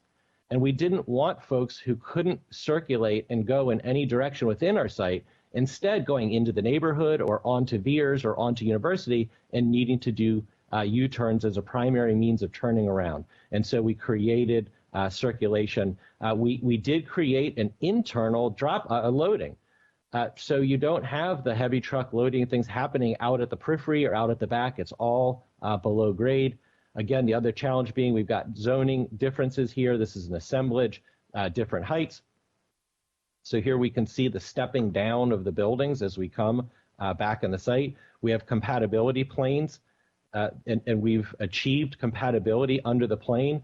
Importantly, and I think I'm going to be able to play an image here, an animation. Our means of addressing compatibility on the plane was to work with staff, and we've tried to work with the community. For those who have suggested that we haven't been available, I'm sorry if somehow that you feel like we haven't been communicative enough. We've met, I think, with everybody who's requested that we meet. We volunteered to go to WUDAC and other community meetings more than the requisite periods of time. Some of the information that's requested we just don't have because we're just not at that stage of development. It's not that we're being evasive, it's that we're at sketch plan. But we achieved compatibility along East by pushing the building back away from the street. So, there are other options for how to do this. We could have stair-stepped the building and pulled the building all the way up to the street.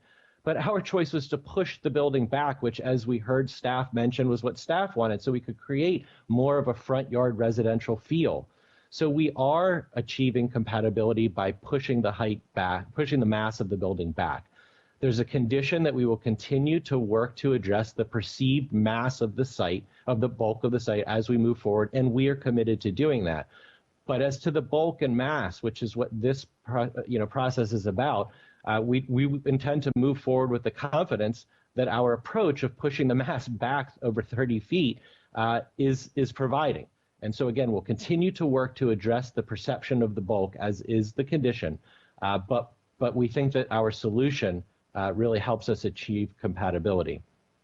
Here we see the image of today and the building in the future. I think that what we're going to get is an improvement on East Street from an aesthetic perspective. We recognize that, yes, there are trips, and I've been consistent. We don't lie to the community. There will be trips associated with our property. And what we heard in our most recent meeting is one of the concerns is what was expressed here. It's a bunch of one-way outs. One of the things we're providing is a through street. So for the folks who are trying to travel south on Beers, there's actually an outlet that we're creating with this as another way out. It will certainly change the traffic patterns, but we feel confident that what we've put forward here today, after a lot of work with staff and a lot of work with helpful feedback from the community, really meets the intent of the sector plan. Here we see a section where we're showing, and you can see the space in front of the building where we've pulled the building back away from the street to create that street and created a lower element up front. And we're proud of working with staff. We've come a long way over this process all the way from concept through today.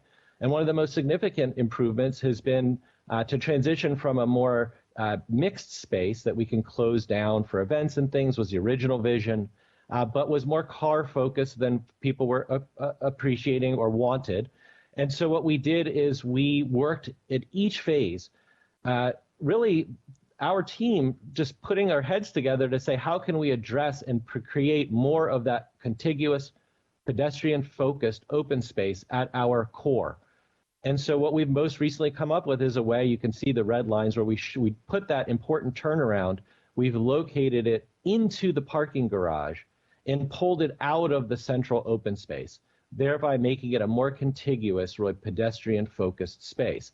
We've also worked with our neighbors to the north, right? As was pointed out by staff, we had an entrance and exit. Then we turned at the initial sketch that to an entrance only. And here in the most recent iteration, it's a consolidated single entrance. And again, we appreciate Natasha, Troy working with us. I don't think you'll find a developer who's probably more willing to just try new things.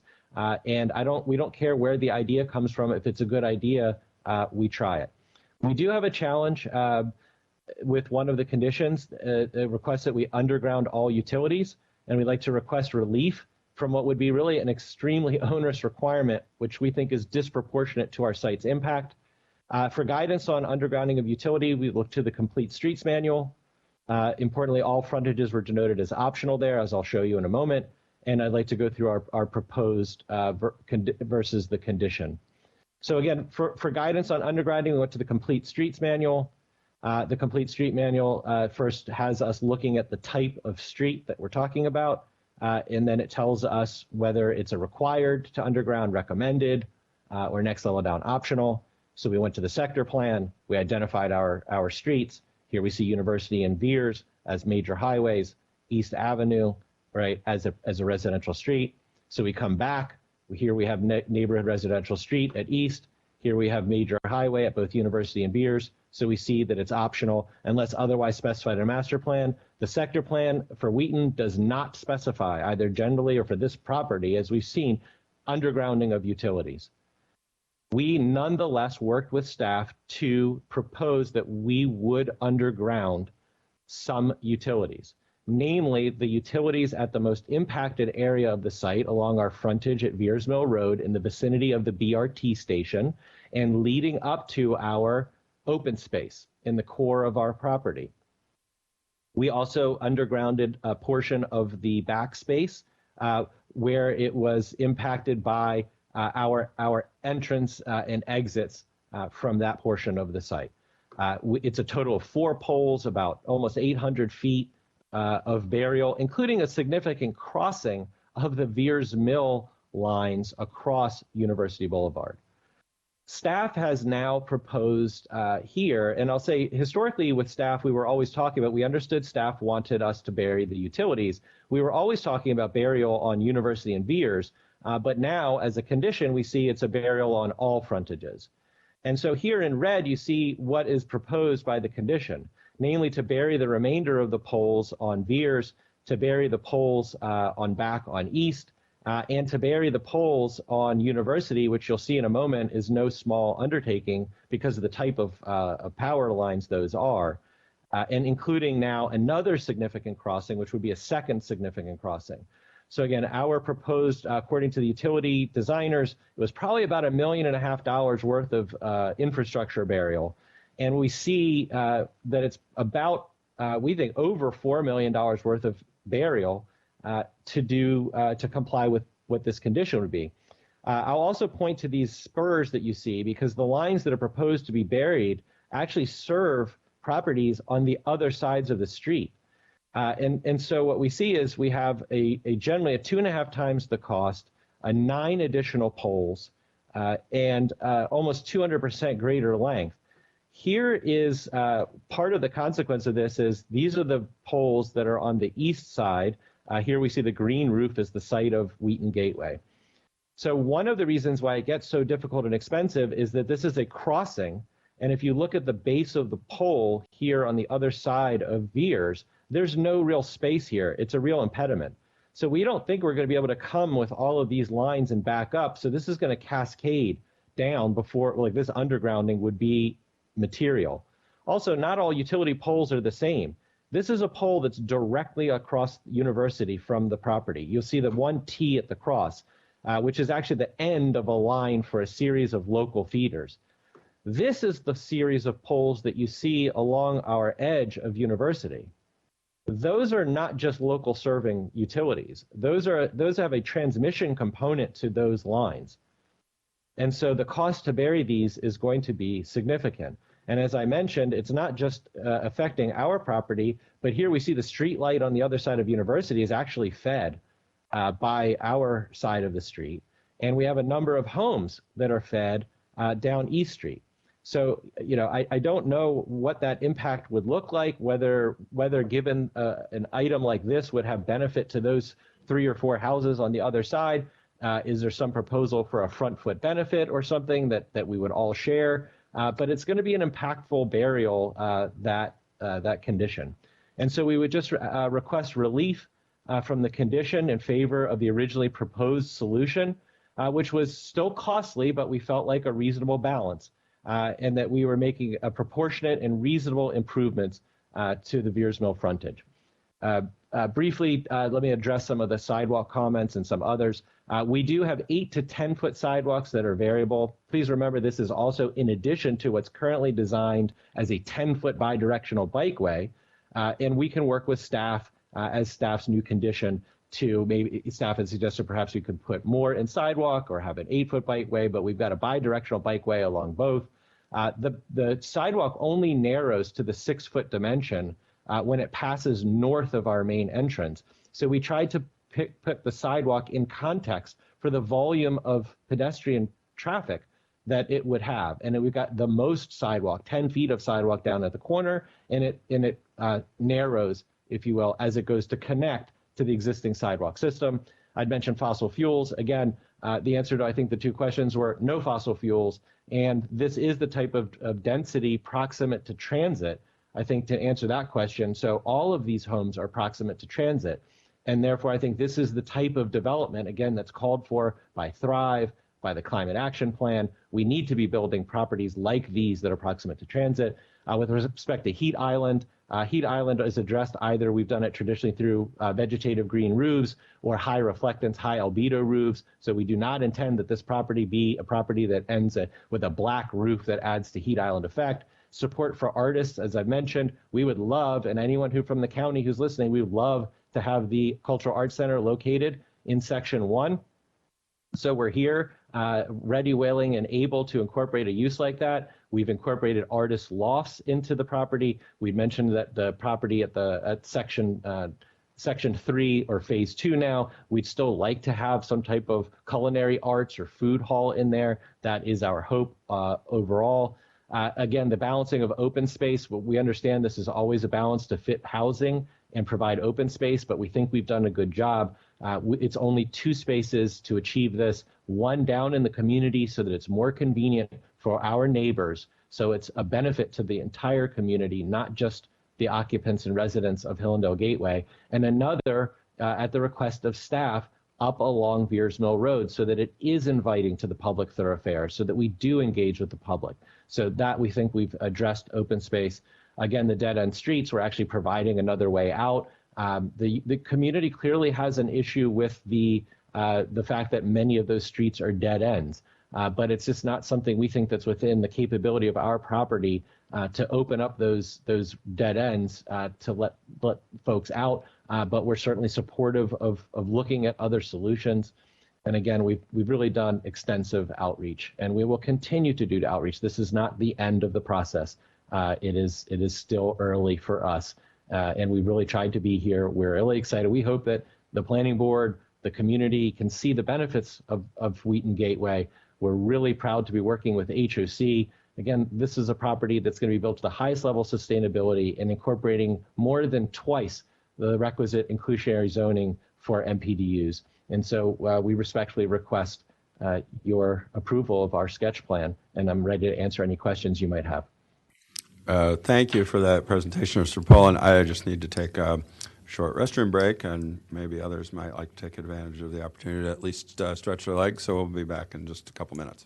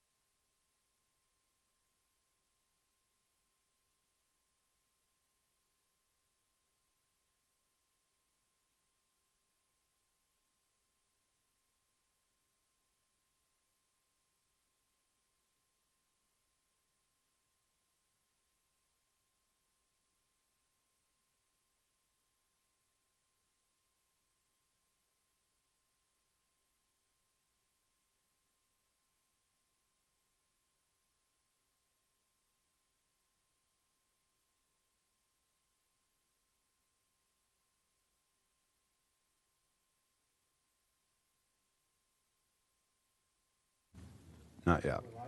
Okay, we are back. Questions and comments from the board?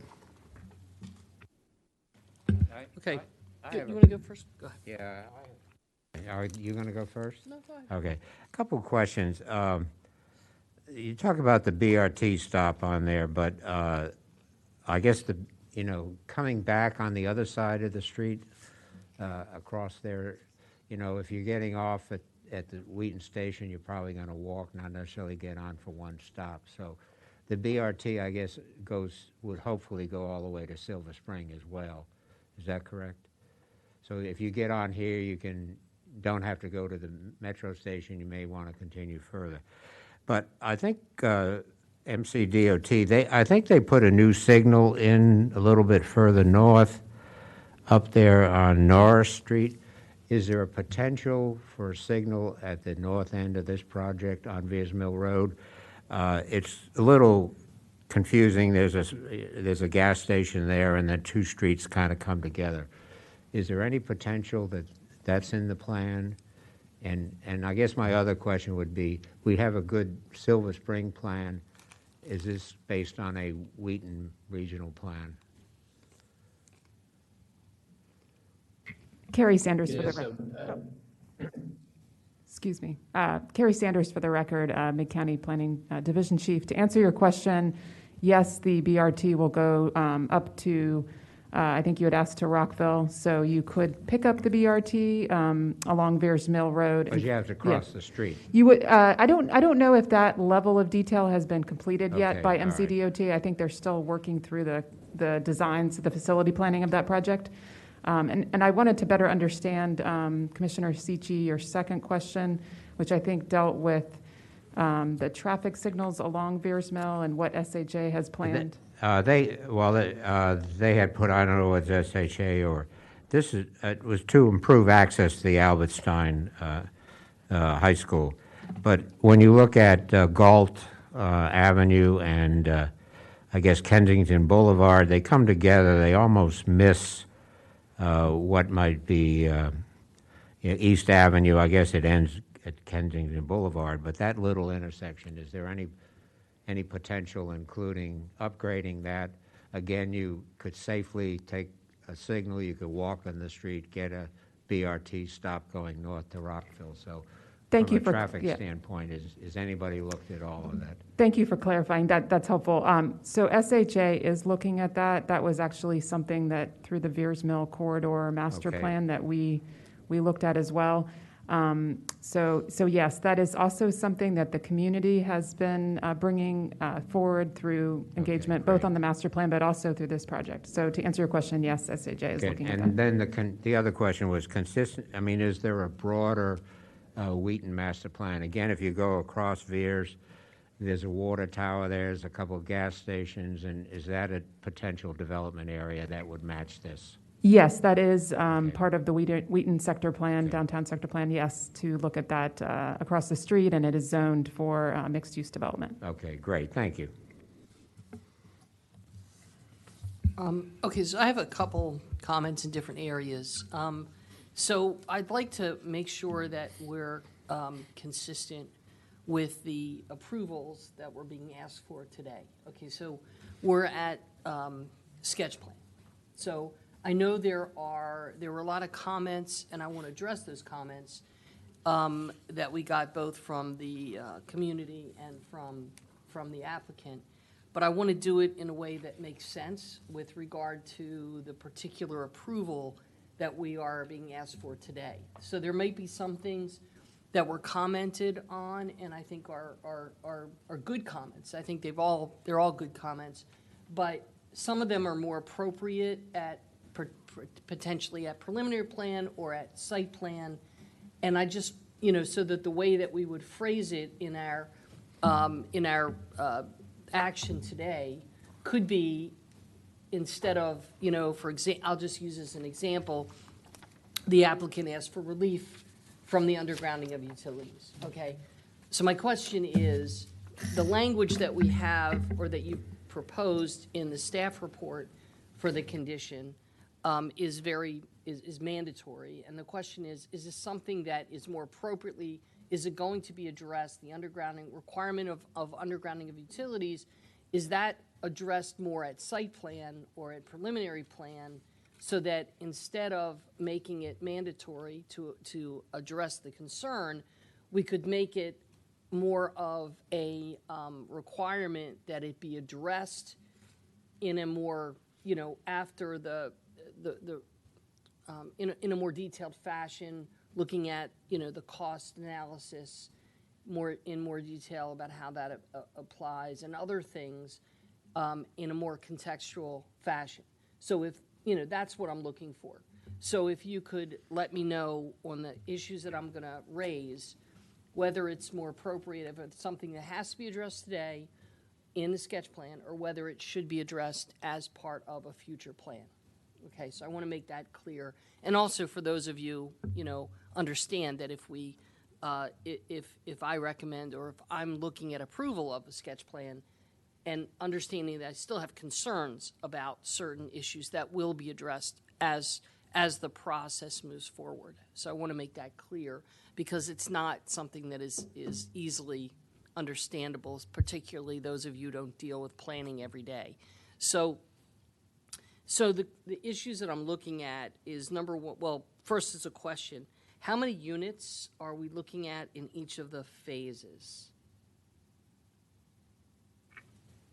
Do we know that yet, approximately? For the record, Matt Folden, Mid-County Planning. While Mr. Leftwich pulls the dwelling unit count up, I just want to point out, Commissioner Rubin, to your point, the sketch plan approves a maximum height and density, maximum square footage of a particular use, not necessarily a particular dwelling unit count. That's something that comes with the subsequent preliminary plan and site plan. But we do have the specific condition language that has the residential square footage. I think we have a conceptual unit count. I think it's somewhere around 800, but it's just not nailed down yet. But how is it split up? Do we know approximately? We don't really know, because you don't know the size of the units and things like that. And actually, that gets to one of the points that was made where I believe one of you ladies added a concern about internal uses. What are the internal uses going to be? And I know that that's part of site plan. That is definitely not part of sketch plan. So what we're looking at is density, and so keeping that in mind, I just want to make sure that staff is aware that that is a concern about what the internal uses are, so that that the community understands it's going to be addressed in more detail as the process moves forward. So, and the open spaces, I know that is, when is the community park that is going to be at the corner, the internal community, not the one that's internal to the building on Veers Mill, but the one that is at the kind of like the pie edge, if you would, the pie sliced. Which phase does that go with?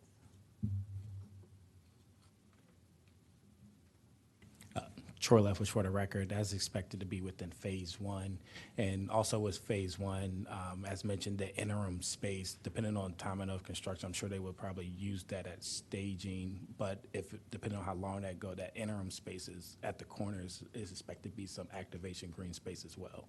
Okay, so, but when we're talking about phases, when is the determination of phases made? At site plan. At site plan? Site plan. Okay, so then what I would like to see is some language in the resolution that is clear to the applicant that I agree with the community, that I think the phase, if it's possible, I think phase, making the corner building, and I hear what the developer says or the applicant says about trying to fill. The market is more not directed, it seems not necessarily directed at the residential, but more directed at what the commercial uses are going to be. But I'd really encourage some way of making that, flipping the phases, okay? I really think that's an iconic corner, and it seems to me that if we're looking, we're always looking at redevelopment opportunities, and I think that it might even draw your market better if you put in the iconic building first. And I also like the idea of having that corner, I mean, I drive by there every day. I'm not too far from that. I don't live too far from that area. I live behind Wheaton Mall. And I drive by there all the time, and I hate the way it looks. And I know that they're proposing to put something in there on an interim use, but it's still, I think it would elevate the activity in Wheaton a lot better if you were to put that iconic building in first. And I would encourage it also would go with the BRT at the same time. I'd like to see, that station developed earlier if it's possible, because we're already moving towards that. I just think it would lend a lot to the community if that building were phased at the very beginning and then filled in those things that tend to move away from the center of Wheaton. So I encourage that as they move along towards site plan, is to look at their phasing and come up with a real, I want to understand clearly why when they get to that point. I want more justification, not just from we think we can, we're looking for this particular commercial use. I think it goes beyond that. I think that it would, clearly there's going to be more units built, more residential units in that. I don't know whether maybe they can do the arts facility or whatever what they're talking about in that first phase. I don't know, but I really would like to see that for the phases flipped. I'd like to see that building in phase one if possible. And so it would help us to hear from all of the other board members, because that's a very big comment. And we need to really find out if that is the consensus of the board, that they would like that language added. Well, I was trying to hold off. I have some questions that go to this, but I just wanted to let Carol get her issues out here on the table. Okay. And I'm sure others will have their opinions and questions as well. Yeah, it's also closer to Metro, so it basically lends an opportunity to potentially reduce traffic, get people used to maybe even some of the parking, get people used to using public transit as part of that. So it just, I don't know, it just feels like that's the right way to go. The other issue I'd like to just have addressed is there was a question about East Road, and my question about that, and I understand the difficulty in circulation, but I am satisfied that you've all kind of demonstrated how the circulation could work better. But there was a comment made that maybe East Road is too narrow, and I don't know if that's been looked at as potentially. Could that be extended, or could it be widened? Could there be some way to deal with what I think would be conflicts on a very narrow road in that area? I don't know, but again, is that part of the sketch plan, or is that part of the next one of the other future plans? And is it something that we just continue to encourage the applicant to dig deeper into looking at that part of the circulation? And then finally, I've already mentioned the undergrounding of utilities. Since that is more at site plan, we know that. I would like to if we could come up with some language that's a little bit different, that isn't mandatory, but certainly addresses the areas of priority to the county and the community. What would be the priority areas?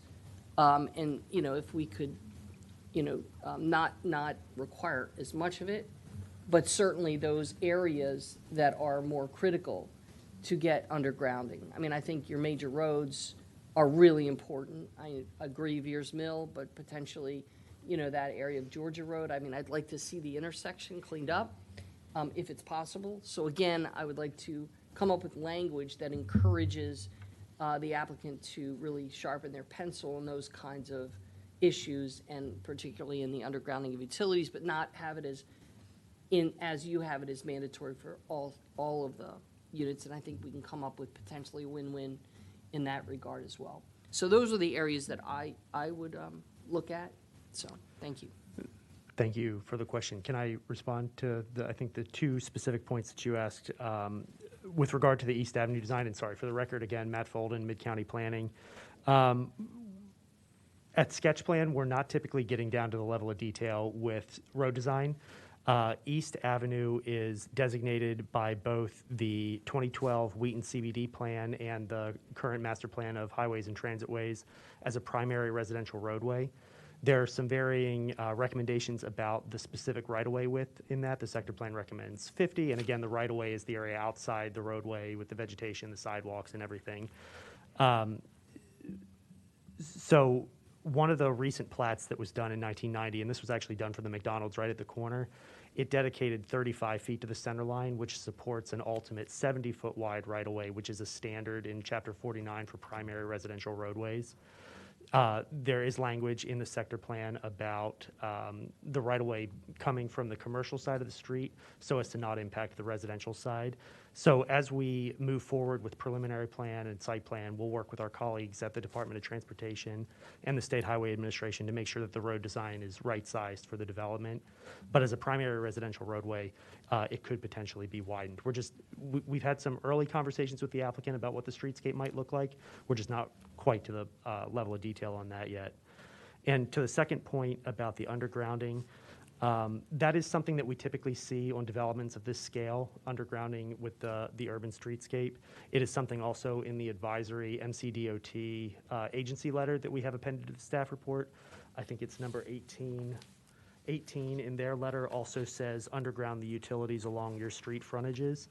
And so while not specifically a sketch plan issue, it is helpful to set the stage, and really it helps to provide guidance to staff and also to the applicant about what the requirements will be as we move further down the line in the development. So any clarification on that point today would be helpful. Does anybody else have comments or?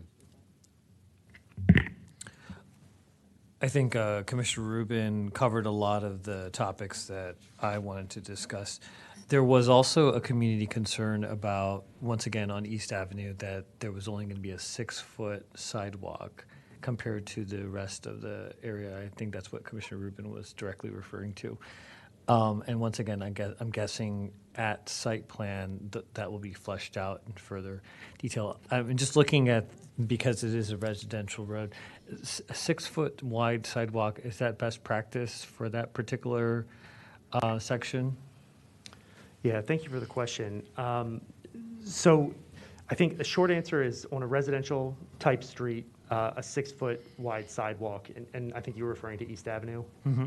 Yeah, not necessarily out of character. I think there's some refinement that needs to be done with the streetscape as to where the street tree buffer goes with regard to the sidewalk. And so the condition language that Mr. Leftwich showed at the beginning of the presentation defers to the best available guidance at the time of the site plan, which is hopefully the adopted complete streets guidance, but also the streetscape guidance for this particular area. There was, I think, a misplaced label on the sketch plan that showed 6-foot wide sidewalk.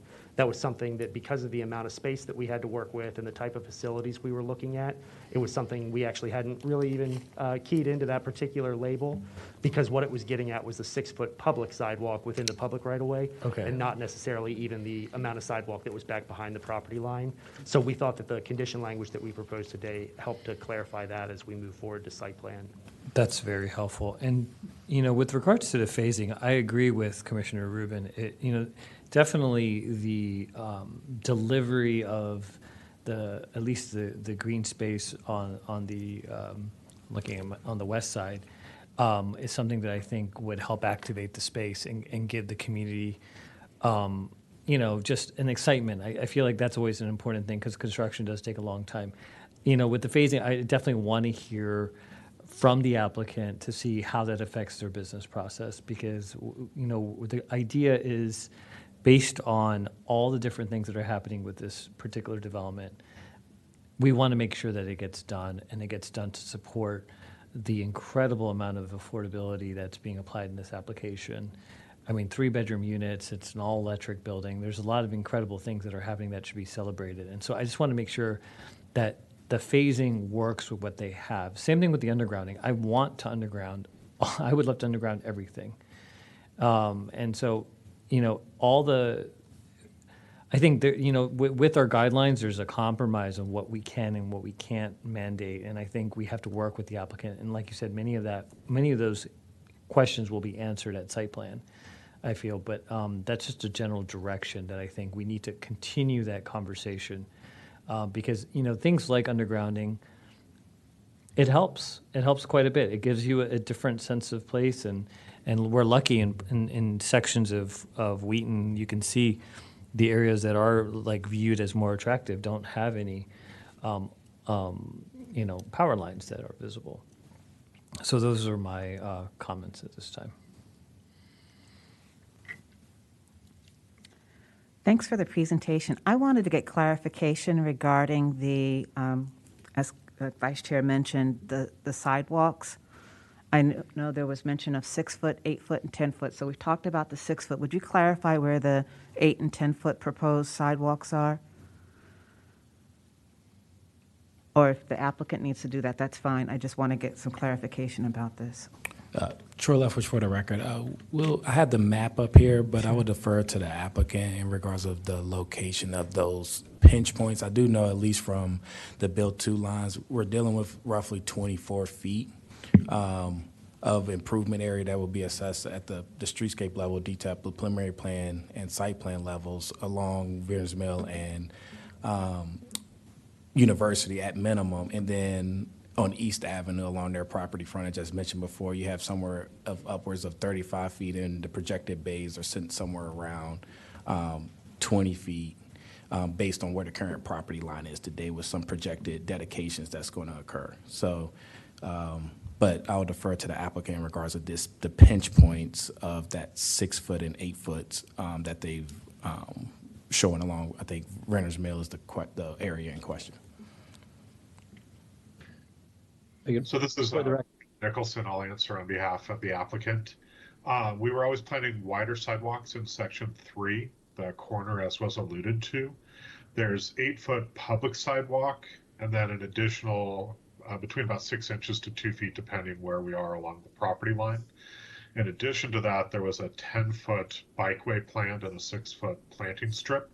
That continues as we wrap onto Veers. Granted, in a lot of cases, it's even wider than that, just due to the nature of the geometry. And we were providing additional relief at the corner. As we headed north, we were going to continue with 8-foot sidewalk past the public realm that is currently labeled as 6. And then heading even further north along Veers, we were eventually going to bring that down to a 6-foot sidewalk, 10-foot bike lane, and 8-foot buffer. The idea being that most of the pedestrians were going to be concentrated on section 3. On the cross street, we were proposing an 8-foot sidewalk on the north side. And the main reason we were focusing on the north side deals with pedestrian safety, being that the neighborhood is all dead end streets. 99% of the traffic coming through the mid-block passage and exiting is going to be heading south towards University. So we felt it was more appropriate to put the pedestrian connection on the north side of that to minimize the crossing conflicts. And finally, on section 2, the east side, we were looking, we've got several that we've been looking at, but we are doing right now across planting strips and parking, a 6-foot sidewalk, a 10-foot landscape buffer, and then about another 15 feet to get back to the building face. Finally, Kensington on the north, that's where we are, I'll call it grade challenge, trying to get 30 feet from Kensington Boulevard up to Veers.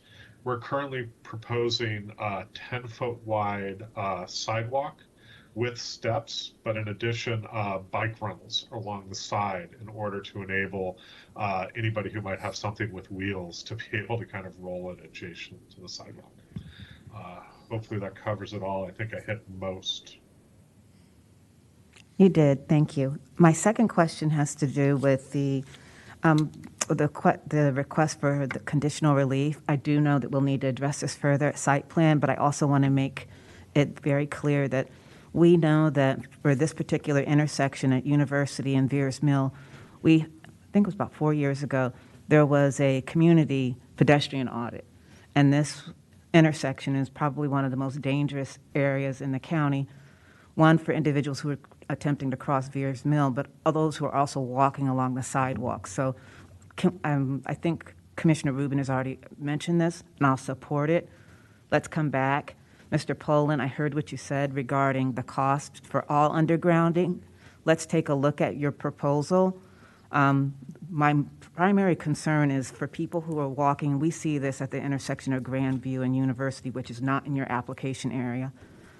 Individuals who may have a stroller or are using some assisted device can barely get along the sidewalk because there's utility poles. No fault to those utilities that put them in place. They're there from early 20th century. But if we're going to move forward and we're encouraging the undergrounding, let's take a look at this. But I also, Mr. Poland, when we have this discussion, let's talk about the cost analysis for you, if it's what it means. What you proposed hit some of the areas, but there's some other areas I'm wondering if there's an alternative. And I saw where there were junctions on some of the poles that you mentioned. If in your cost analysis you could describe what the difference in cost is, I suspect it's going to be pretty significant. But again, I'm concerned about walkability, so that anyone can literally walk in front of your intended project. There was a question regarding phasing. Ideally, I'm in favor of it. I'd like some more clarification about what we would be looking at in the various phases. Yep. For the record, Shane Poland, again with PS Ventures. With respect to that corner, I think that we recognize that it's a challenging intersection for pedestrians, and that's why among the changes is there's currently what we call a hot right, the ability of vehicles to take that path, that turn, turning right from Veers Mill onto University at speed. And that is being removed with this. I think that hot right combined with, if you looked at the geometry of where the crossing was, there's a sight distance problem that exists there that this design is intended to address. So this is going to slow the vehicles down because they can't just take that turn at speed. And so we think that's a major element. And then also with our design, it's intended that those poles, right, aren't in they're not in the middle of those sidewalks. They're within the green panels that we described so that we pull them out.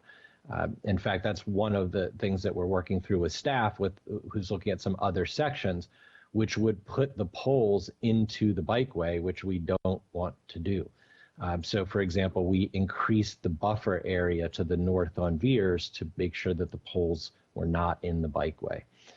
So we will continue to work with staff, with MCDOT, to address these concerns and see how we can improve it even further as we move into site plan. But we have made, with this program, I think some significant steps towards improving pedestrian safety. Thank you, Mr. Poland. Chair, that's it for me.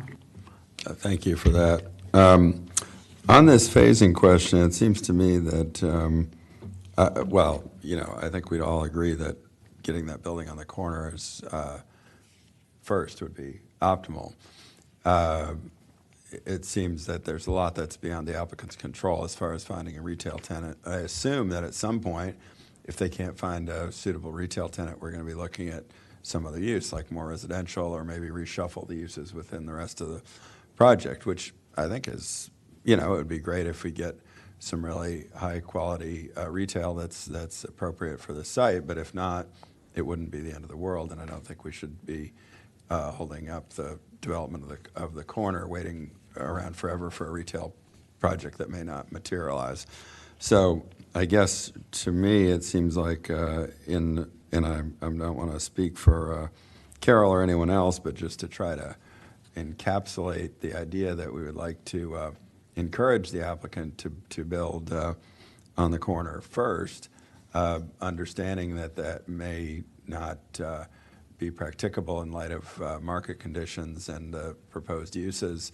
And, you know, I think I would even be open, I'm not sure if they want to go this direction, but we've in the past approved A and B options for sites where if, for example, over in White Flint, we had a project where we had approved a mid-rise building as well as a high-rise alternative, depending on what would happen to the market. And I think we'd be open at a future phase of this development application to say, hey, we'd like you to move forward with this retail with the mixed-use building on the corner, but if it turns out that doesn't appear to be happening, that you could go ahead with a different mix of uses in order to facilitate early development of the corner and not be tied up in further regulatory back and forth. Just a suggestion to the applicant, assuming everybody else on the board is okay with that. And in the meantime, I would just say, in terms of what the conditions say, just to make it clear that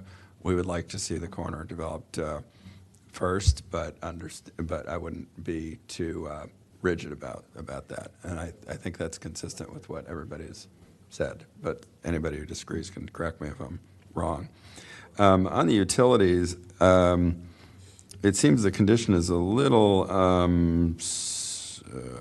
unequivocal as the way it's written. It says all frontages, you're going to underground the utilities. I think the applicant is, on the one hand, I certainly agree with Carol that we should try as hard as we can up to the point of making the project not workable, but not beyond that, to try to underground utilities, especially in a central business district or on the edge of a central business district, because you're not going to get the opportunity again.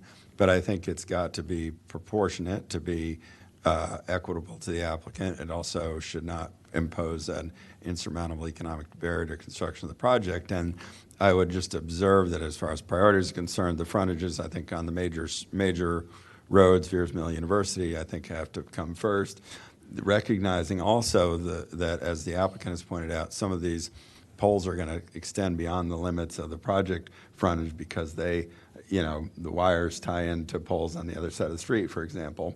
So I think that should be considered in terms of working this out in future discussions with planning staff about how much and where the utility undergrounding should be required. We should be trying to maximize that, but I think we have to be able to engage in a little bit of a give and take about what the priorities are, both in terms of their significance to the public realm, as Ms. Patterson has pointed out, the potential for them to, the poles to interfere with the sidewalks and pedestrian accessibility, and also the fact that certain poles are not going to ever probably be undergrounded if we don't do it in this project. Others, maybe there will be other options in the future. So that would kind of be my thought there. And again, I'm not trying to step in front of anybody, but I hope that that's consistent with what other board members have said, and that maybe I hope that articulation might give you some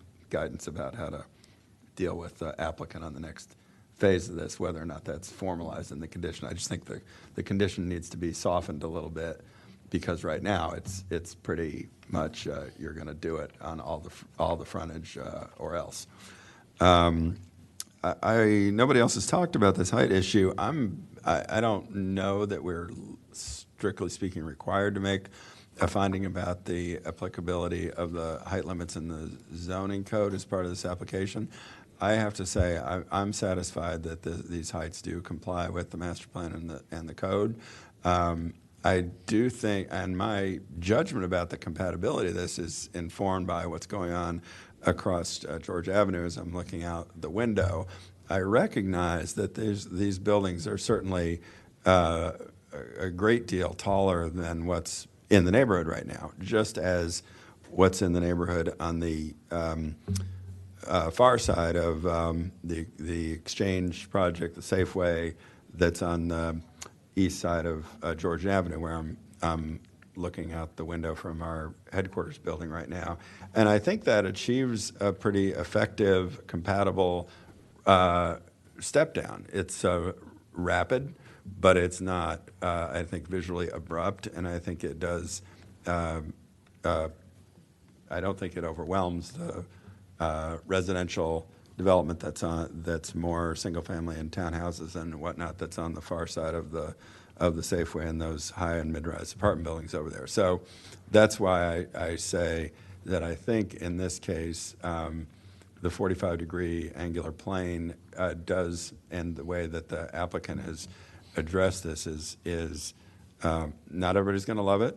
I don't expect that everyone will agree, but I'm for one satisfied that it meets the code and that it will be compatible, subject, of course, to the staff's work and the applicant's commitment to try to continue to work on reducing the perceived impact of the massing. And I have no doubt that everybody will work in good faith to do that.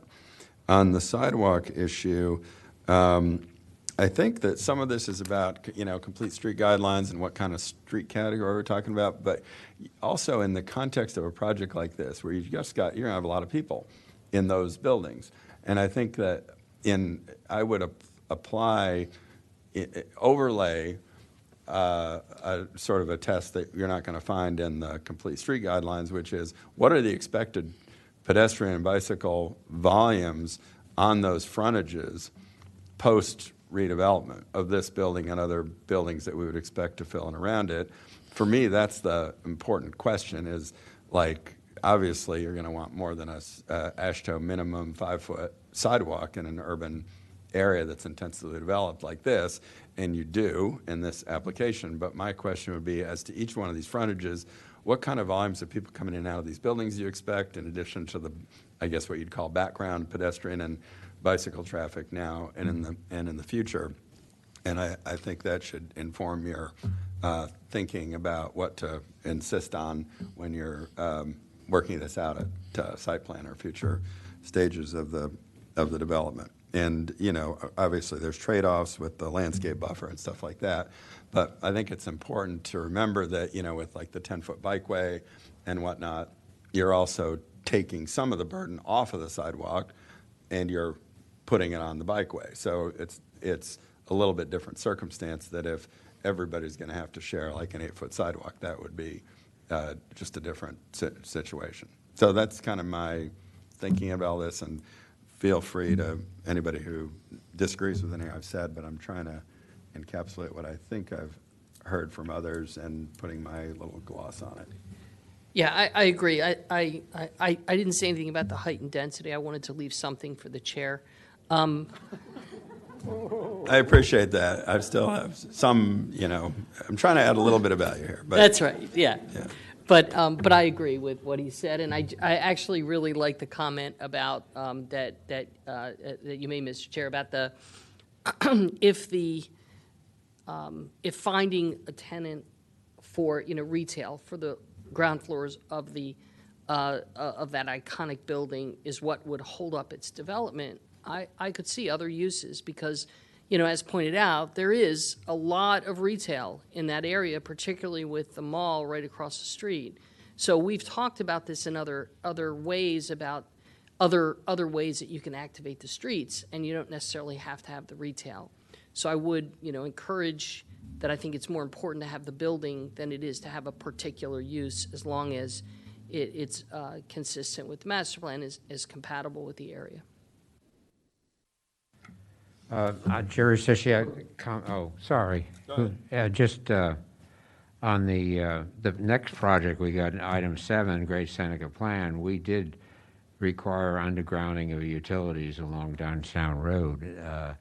But again, on a project like this, where we are trying to really improve and develop and Wheaton area as well. I like the idea of the 3-bedroom. Again, that I've raised that issue in the past. If you're going slightly beyond 2 children, or if it's a family, I think that provides additional accommodation.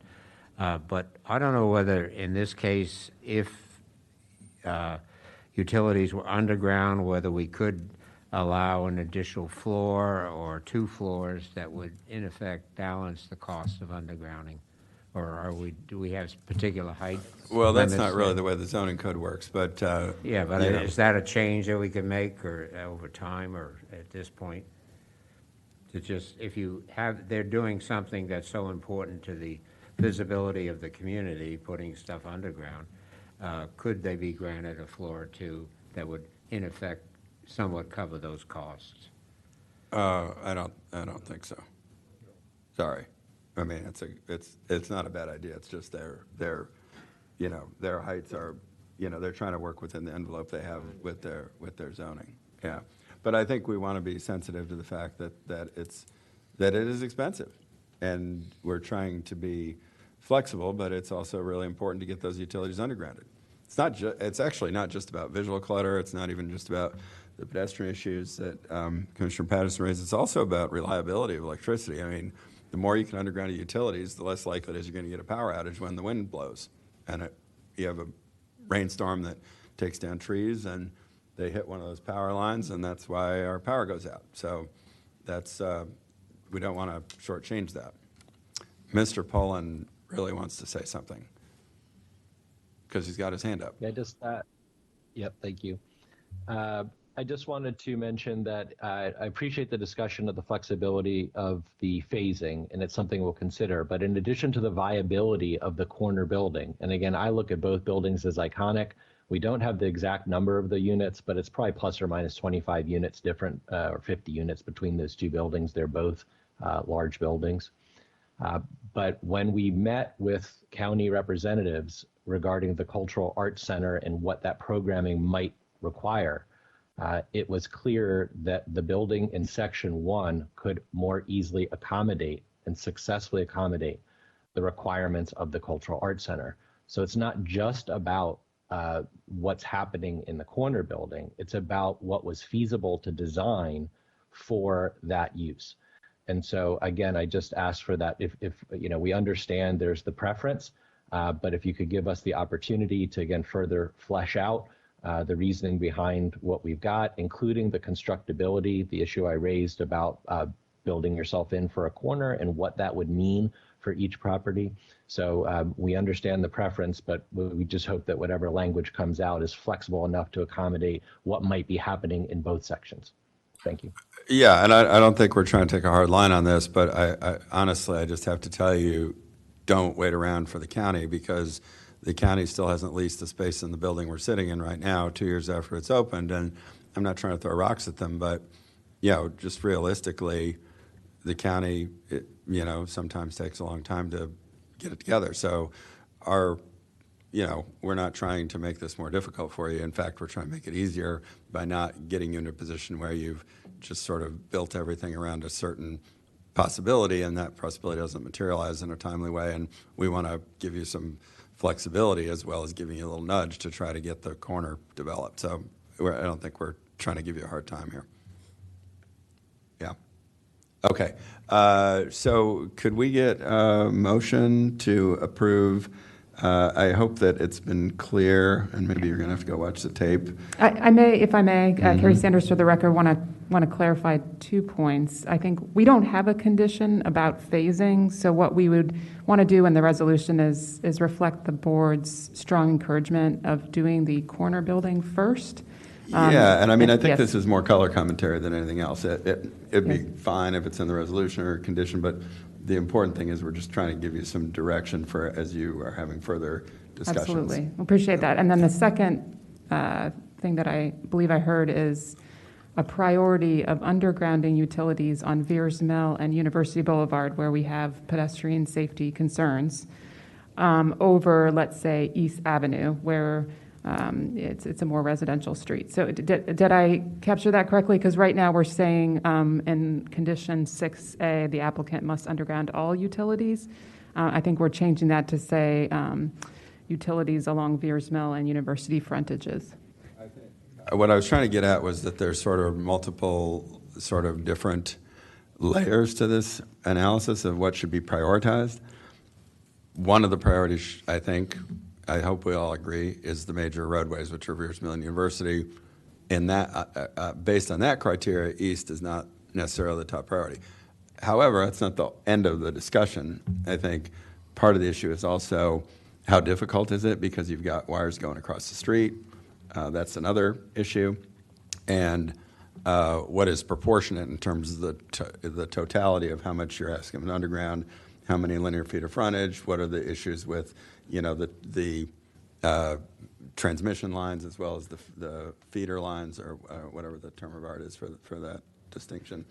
All that stuff has to be, but I was trying to lay out a way of thinking about it as, multiple different angles to consider.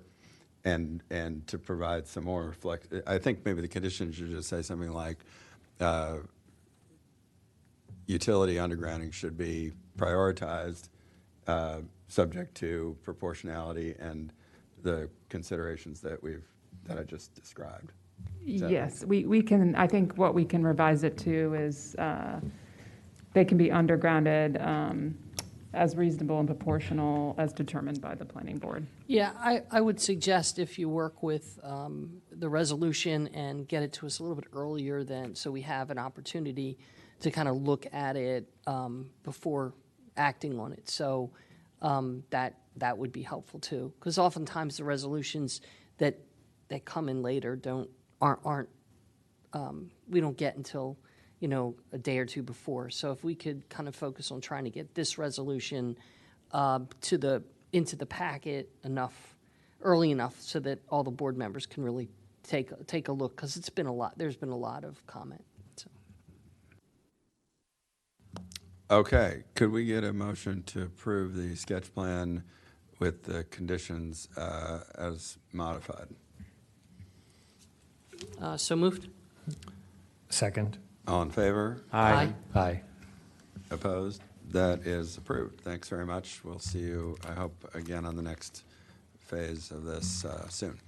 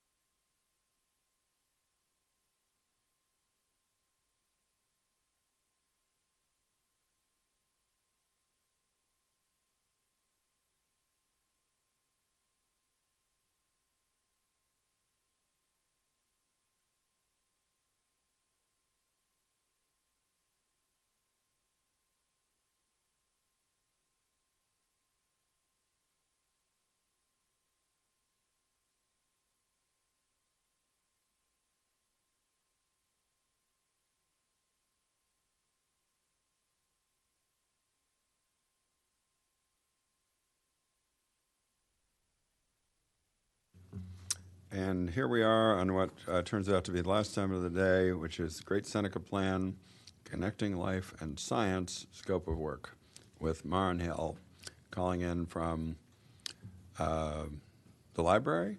I don't know. But I do think, Casey, you need to officially announce the other item is being postponed. Yeah, yes. And I just want to make it clear we are postponing this burial sites item, which I'll repeat at the end for the benefit of anybody tuning in late, expecting to hear about burial sites. But is Jessica McVeary going to say something first? Thank you, Chair Anderson. For the record, my name is Jessica McVeary, the Master Plan Supervisor for the Mid-County Master Plan team. We're pleased to be here with you today to present the scope of work for the Great Seneca Plan. And Maren Hill will be leading the presentation, and we also have several staff here in the auditorium as well as online to answer any questions that the board may have at the appropriate time. So I will turn it over to Maren. Thank you, Jessica. Good afternoon, planning board members.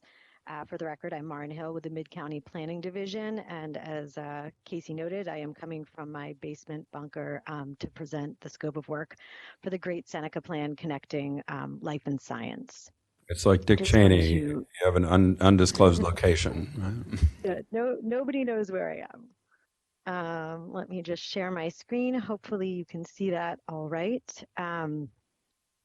So the purpose of this item is to define the scope of work, as I mentioned, for the Great Seneca Plan, Connecting Life and Science. The Great Seneca Plan follows the minor master plan amendment, which was approved and adopted in late 2021. And this amendment just adjusted the staging requirements that were established by the 2010 Great Seneca Science Corridor Master Plan. The scope of work that is before you today builds on the 2021 amendment and seeks to comprehensively amend the 2010 Great Seneca Science Corridor Master Plan, as I will discuss in greater detail throughout the presentation. I'll just be referring to the plan that's before you as the Great Seneca Plan or the plan. The Great Seneca Plan proposes to maintain the boundaries of the 2010 plan, which is outlined on the map.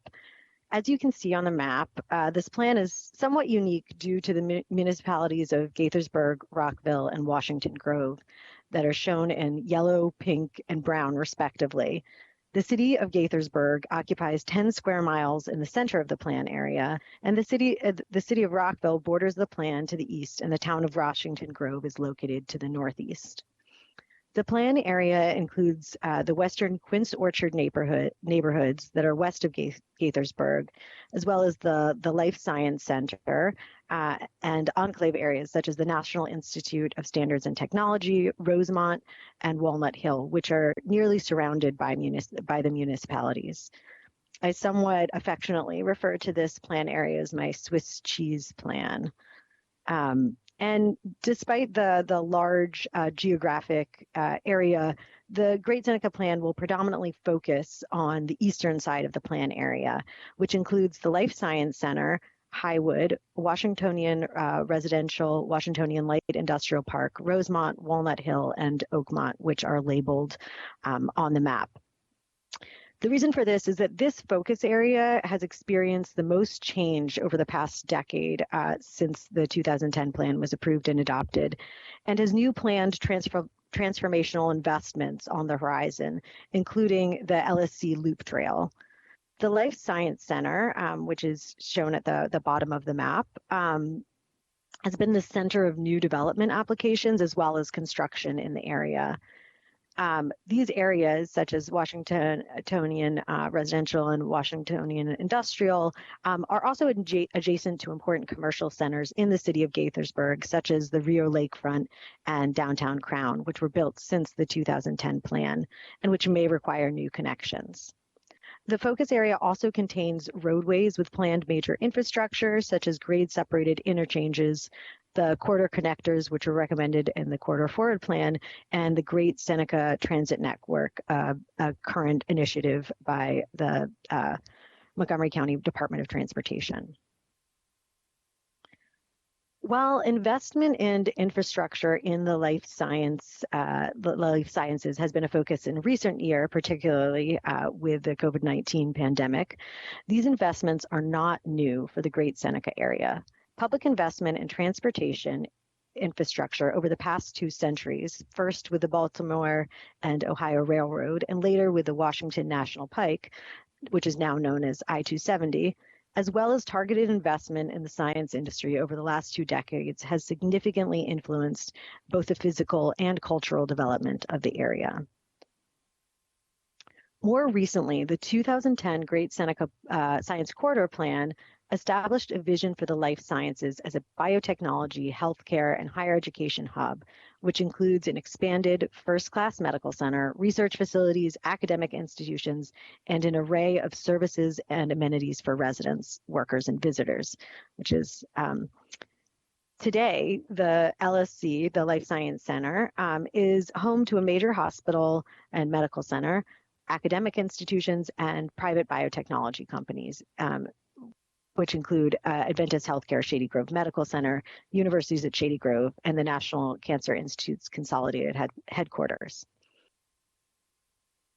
The 2010 plan included staging requirements for the development in the LSC, intended to pair incremental development with infrastructure, public facilities, services, or specific milestones to support new development and minimize negative impacts. The 2010 plan established 4 stages of development, and the funding, construction, and operation of the Corridor Cities transitways was at the center of these staging requirements. The ability to grow in the Life Sciences Center was hindered in recent years due to the staging requirements. And at the request of the Montgomery County Council, Montgomery Planning pursued a technical minor amendment last year to evaluate the staging requirements. You can see the 2 recommendations that came out of that technical amendment on the screen. The Great Seneca Science Corridor Minor Master Plan Amendment, adopted in December 2021, included 2 recommendations. The first recommendation established an interim stage that would release 400,000 square feet of non-residential development capacity.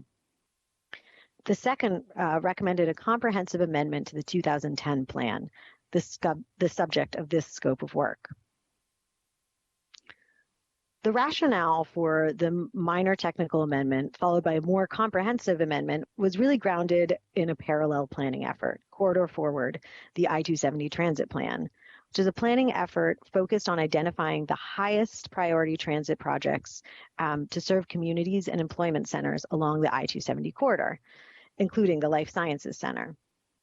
Corridor Forward, approved and adopted earlier this spring, recommended a near-term transit network and a long-term transit vision, as well as identified supporting recommendations and regional opportunities.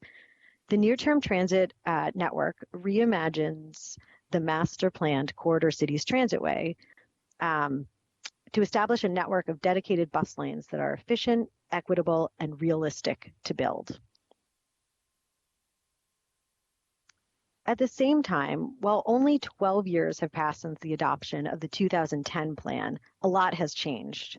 Over the last decade, smartphones and the sharing economy have become pervasive, changing so much of our daily lives. When the 2010 plan was approved, Uber and Capital Bike Share were in their infancy. Beyond the technology evolution that has occurred over the past 12 years, the county has also advanced several initiatives, including the Climate Action Plan, the Vision Zero Resolution, Racial Equity and Social Justice Act, and Thrive Montgomery 2050. So the purpose of the Great Seneca Plan is to integrate policy guidance from these county-wide initiatives and policies, address departures from the barriers to fulfilling the 2010 plan vision, as well as consider new planned infrastructure and identify emerging issues and trends, establish a shared vision that will guide the Great Seneca area over the next 2 decades.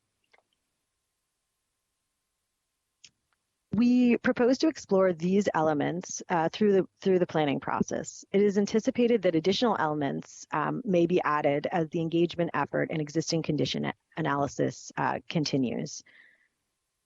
Obviously, no issue is studied in a vacuum, and all the plan recommendations will be considered as part of a holistic approach to shaping the future of the Great Seneca area.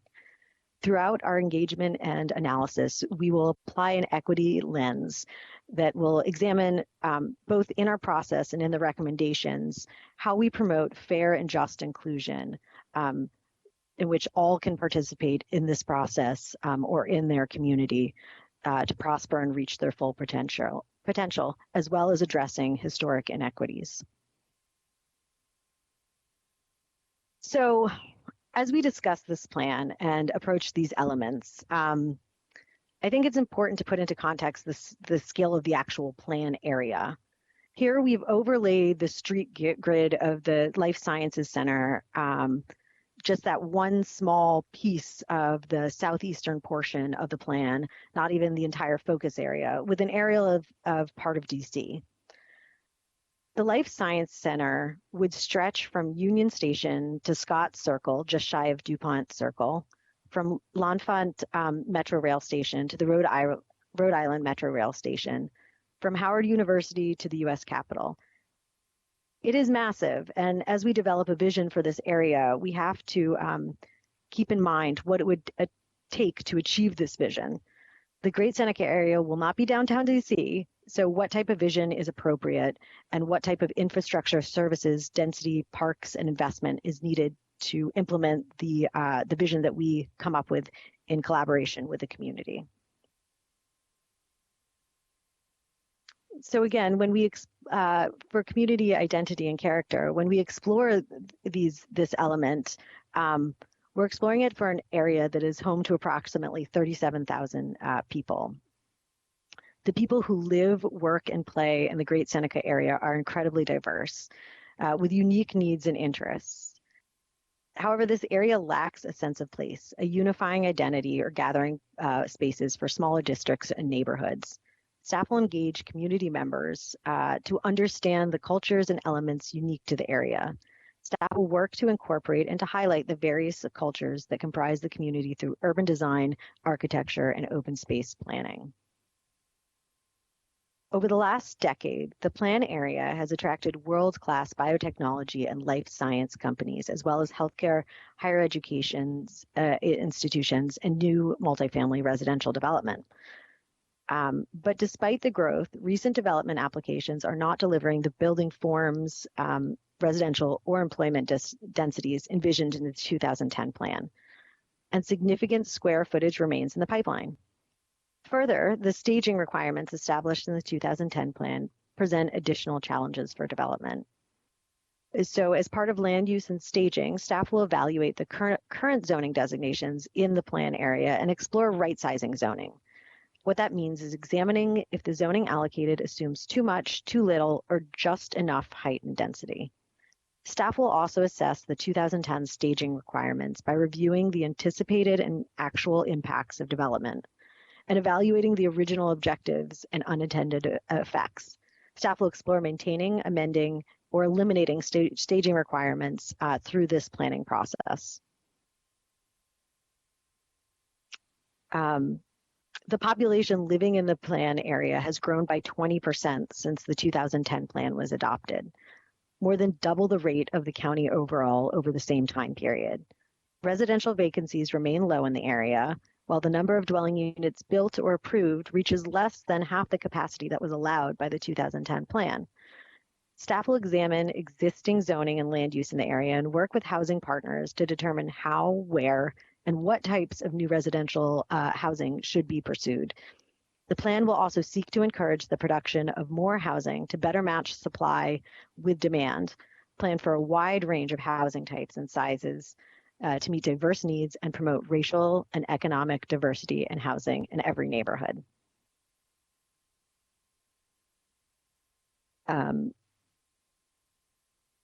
Let's see. The Life Sciences Center contains twice as many private sector life science industry jobs than the rest of the county combined. The industry has continued to grow in the area and remains an important economic driver for the county as a whole. The plan will examine how to support this growing industry, as well as how to explore and support the changing needs of other industries, like medical and healthcare in the area. Additionally, the plan will explore barriers to attracting and retaining employees and consider equity and access to employment.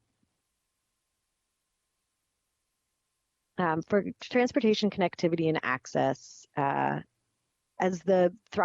quote the Thrive Montgomery 2050 transportation section, land use and transportation are interdependent. A successful land use plan must have a complementary and reinforcing transportation plan. So the plan's approach to transportation will focus on three themes: multimodal access, climate resilience, and social equity, advancing goals set in previous countywide planning efforts. Specifically, the plan will review the 2010 recommendations, including the need for grade-separated interchanges throughout the plan area, integrate corridor forward and Great Seneca Transit Network recommendations, as well as evaluate transportation adequacy according to the Fed Committee guidance, and apply complete street guidelines and Vision Zero best practices. Since the adoption of the 2010 plan, research and monitoring have demonstrated that climate change and its impacts are growing worse. In addition to continued focus on improving air and water quality and protecting and promoting biological diversity through planning, we will explore ways to address climate change, protect and improve human health, and promote environmental justice. Staff will review and update the 2010 plan environmental recommendations and incorporate the county's climate action plan guidance, as well as explore how we can integrate environmental resilience and sustainability into our land use development and design. And just have to give credit to Commissioner Verma for this photo on the right side of the screen of the universities at Shady Grove.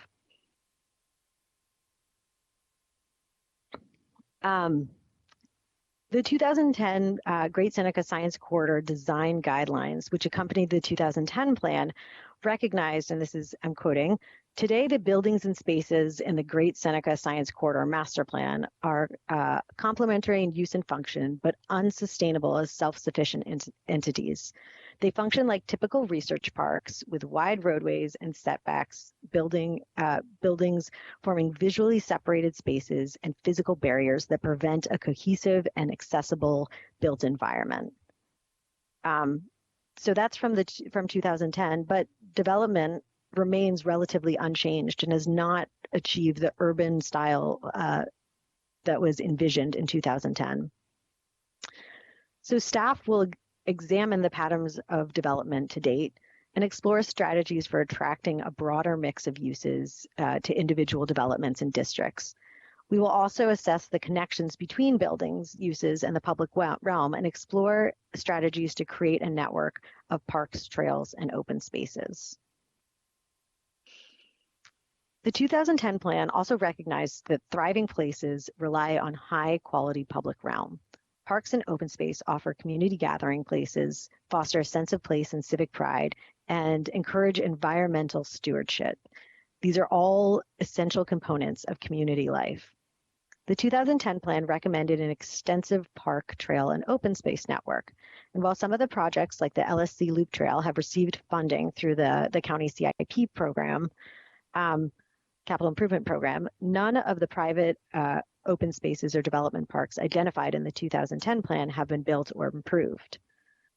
To develop a vision for future community gathering spaces and play spaces consistent with the existing and proposed land uses, community characteristics, and trends in recreation, staff will evaluate these 2010 recommendations, and we'll also examine the number and the quality of existing and planned parks, as well as the quality of trail connections, and how parks and open space can contribute to other elements of the plan, such as urban design and human health. The 2010 plan identified a fire station and a new community center, the North Potomac Recreation Center, which have been built. The 2010 plan also provided a site for future elementary school on the former Public Safety Training Academy site, which has not yet been planned. Staff will examine the existing recommendations for community facilities, as well as needs for additional community facilities in this plan. As we explore these elements, a central component of the Great Seneca Plan process will be a robust and equitable engagement and communications strategy that will gather input of community members, business owners, nonprofit and other organizations, as well as experts in county government departments and commissions.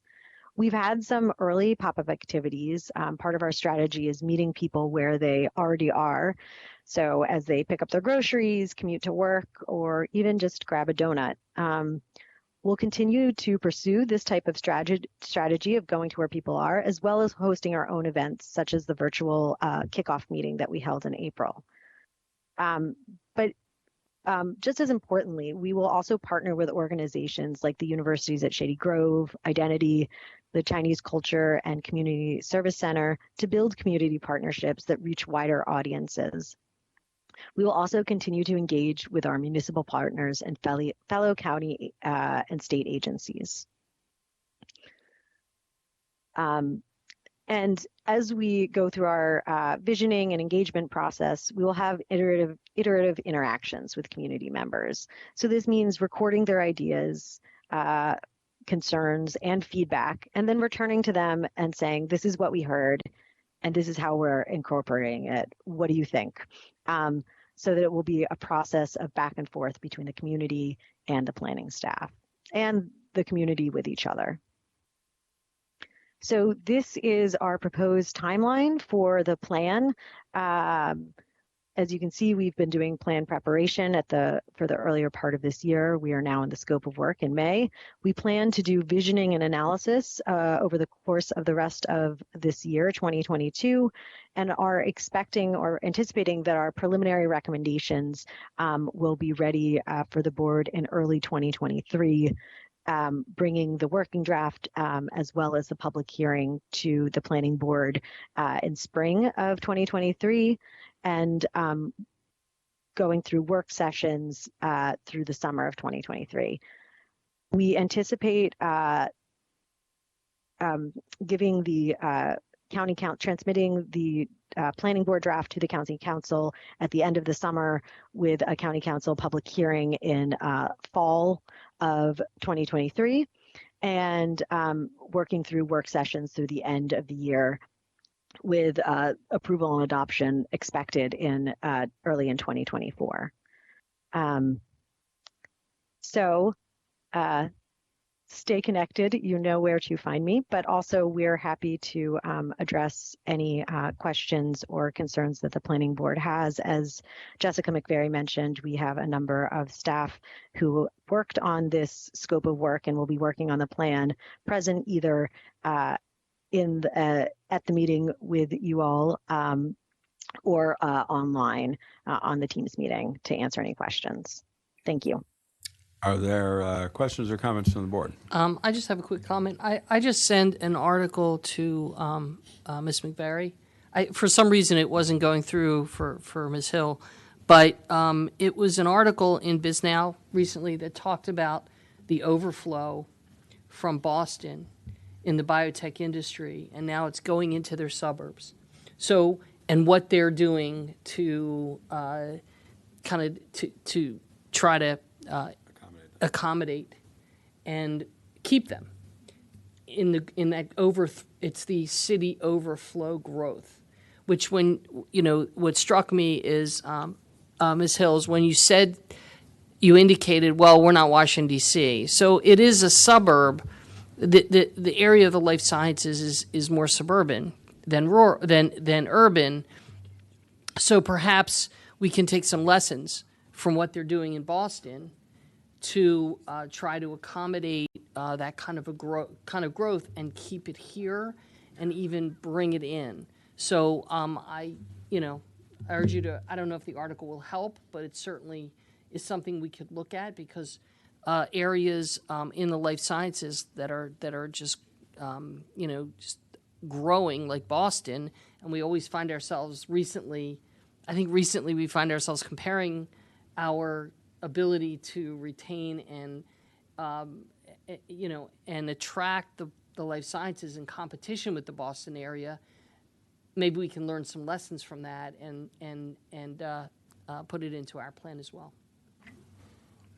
Thank you, Commissioner Rubin. Yes, I mean, I think that I'll ask Jessica McVeary to share the article with me afterwards. And I think that, you know, as you state, we will be learning from a lot of other areas that that have been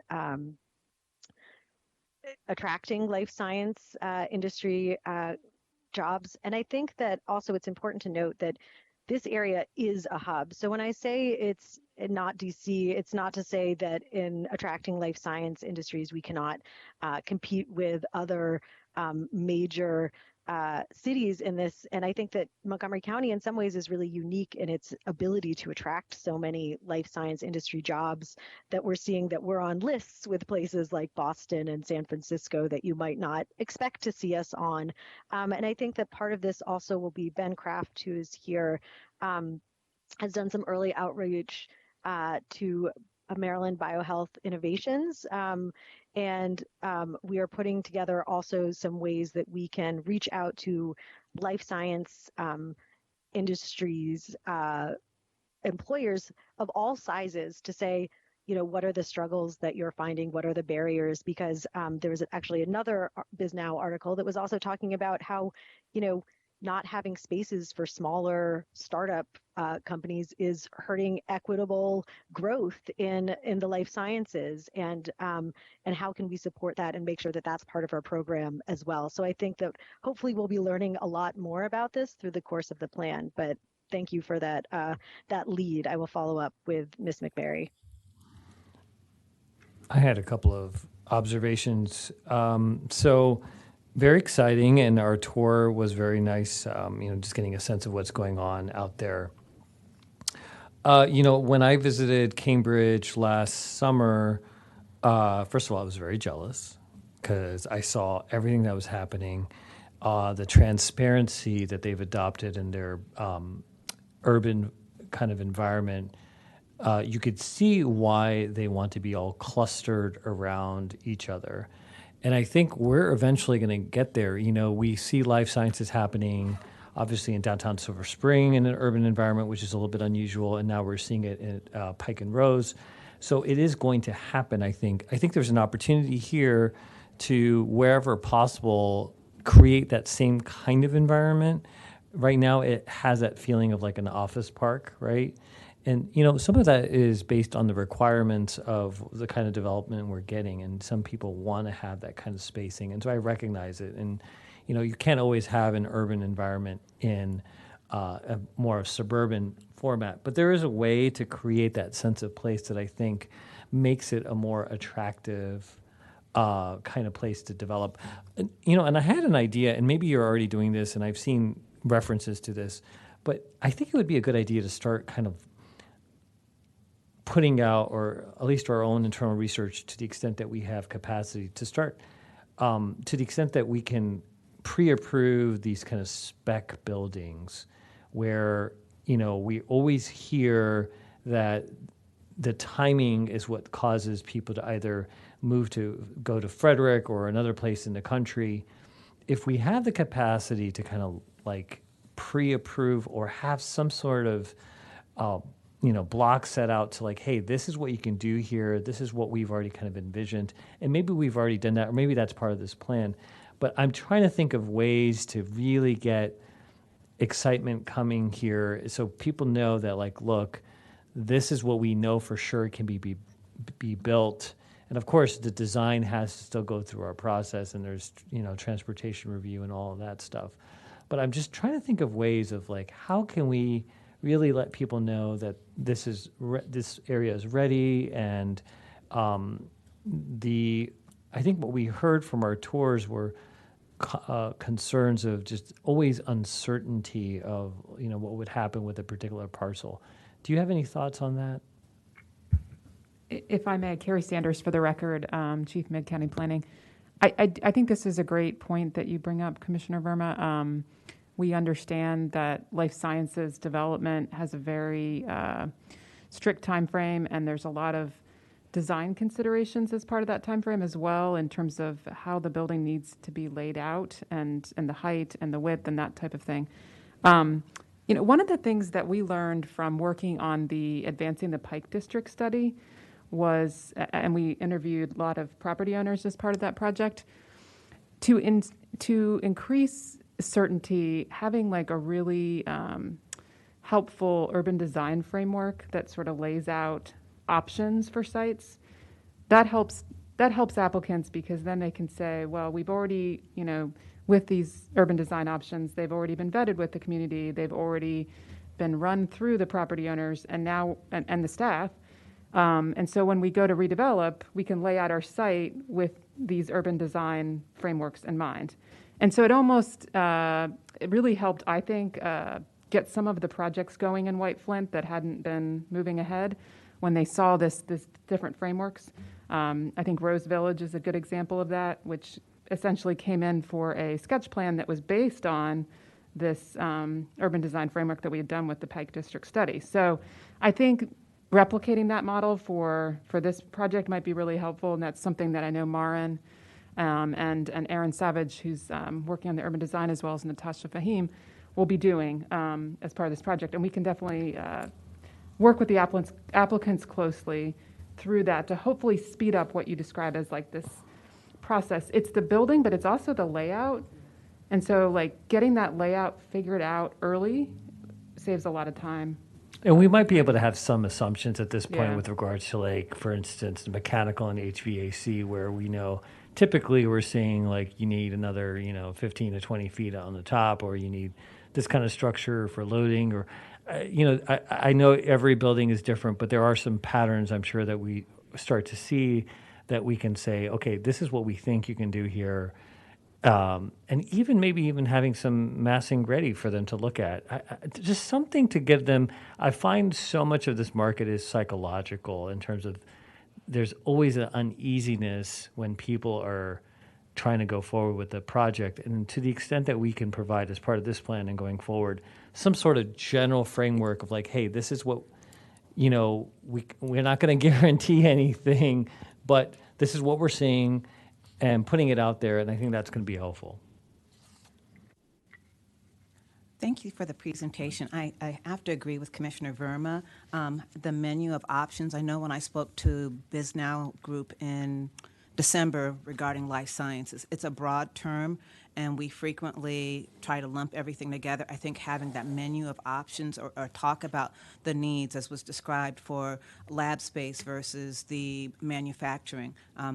We see a lot of spec out in Pike and Rose, Germantown, to some extent in Gaithersburg.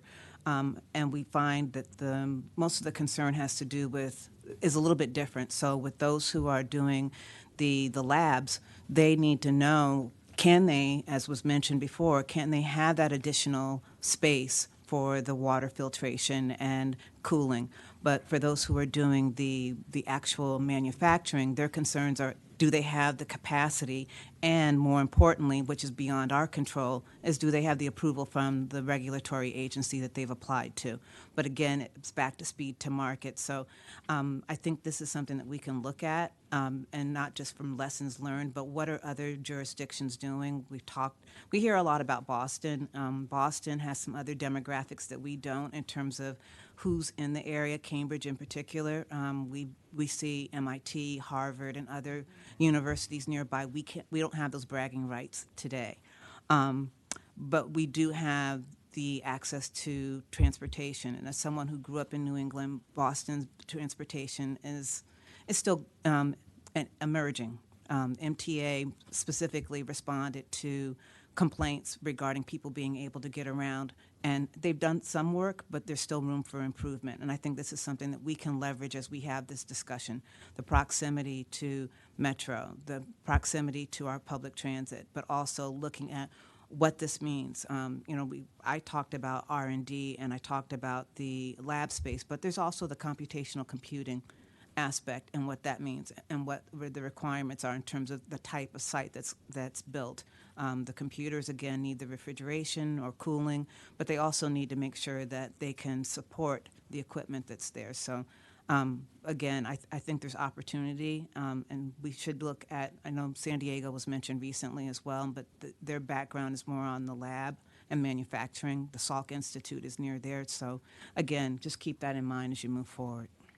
We may not have Cambridge, but we've got Hopkins, and we've got University of Maryland, and we've got, so I think that we talked about this actually on the tour, is that broadening some of those opportunities as well to the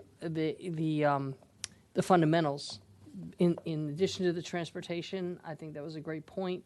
But you know, we could help create through the plan that pipeline of, you know, the learning, the workforce to the, you know, to the actual,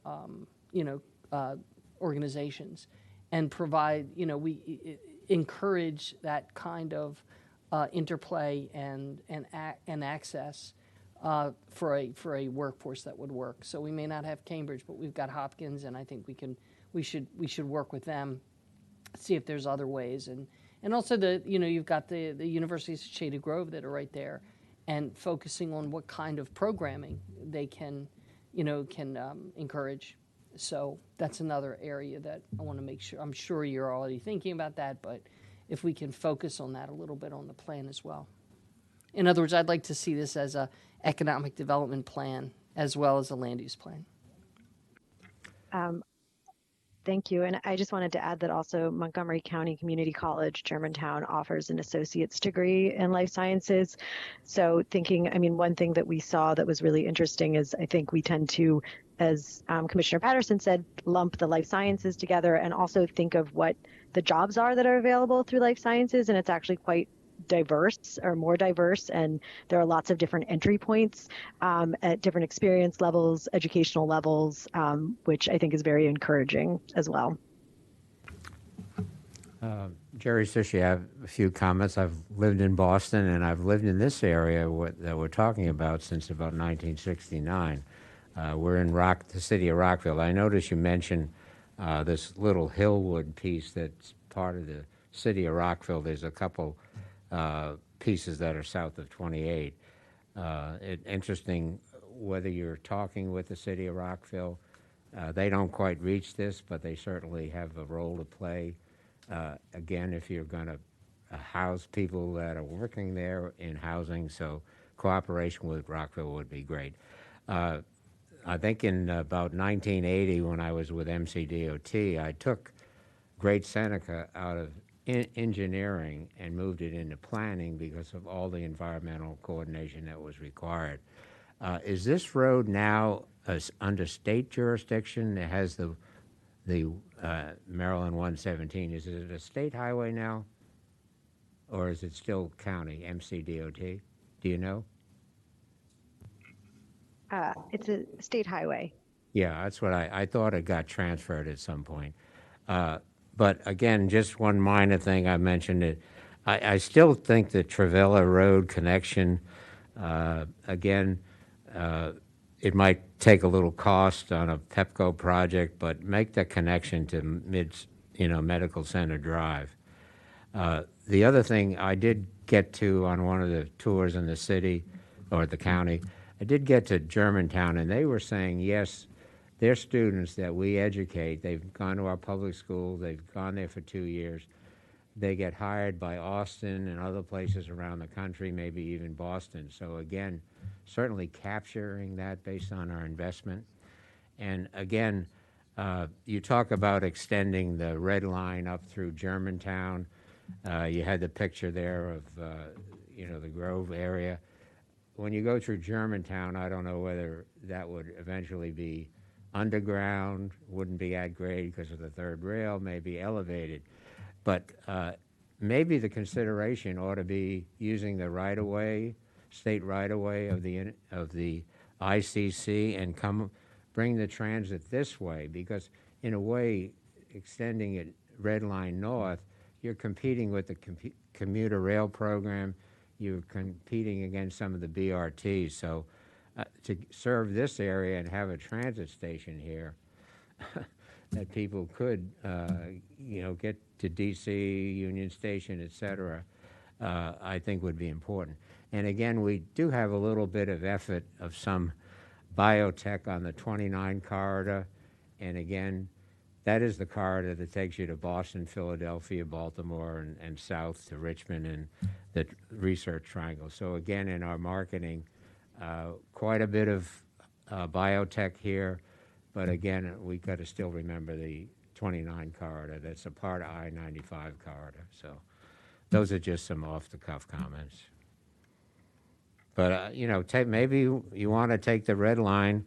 It would be on state, you know, the I-370 right-of-way right north of the station and come out this way, use the median, and make a connection, have a transit station here. Thank you for those comments. And again, Jessica McVeary. So as you might remember, Corridor Forward had the recommendation for the long-term extension of the Metro Rail Red Line to Germantown Town Center. And there is language in that plan that talks about the exact alignment would be something that would be explored in greater detail through future alternatives analyses. So that won't be the specific focus of this plan, but you know, we will be acknowledging that in the long term, there is now a recommendation to extend the Metro Rail Red Line to Germantown Town Center. Yeah, I know that's in there, but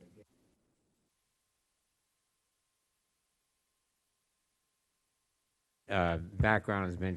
We're trying to, and I was involved with Metro recommending for Secretary Volpe to the Congress that we put the money into Metro from interstates in D.C., and that gave it a real jump. But again, you know, kind of look at what the state is trying to do. There's been issues on Metro.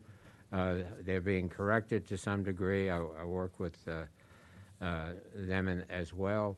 But again, looking at this, you know, you got to me, you resolve the issue of more commuter rail coming in versus competition and buses on 270 and on a Great Center as well. So I think transportation is a total program, and if you're going to do the red line, maybe you need a spur track out to this center if it's developing as much as you think it will. So that's just my comment. Thank you. I have a couple specific things I hope you could put in the scope. You talked about applying some of the ideas in Thrive. I think that sometimes there's a couple things in Thrive that I think have kind of been lost in the shuffle. The relationship between the built environment and social connection, and also to encouraging physical activity. Part of that is about walkability on both counts, right? People encountering each other informally in public spaces as a way of, you know, creating a sense of community, and also obviously encouraging people to not get in their cars and drive, but rather to walk around is good for physical activity.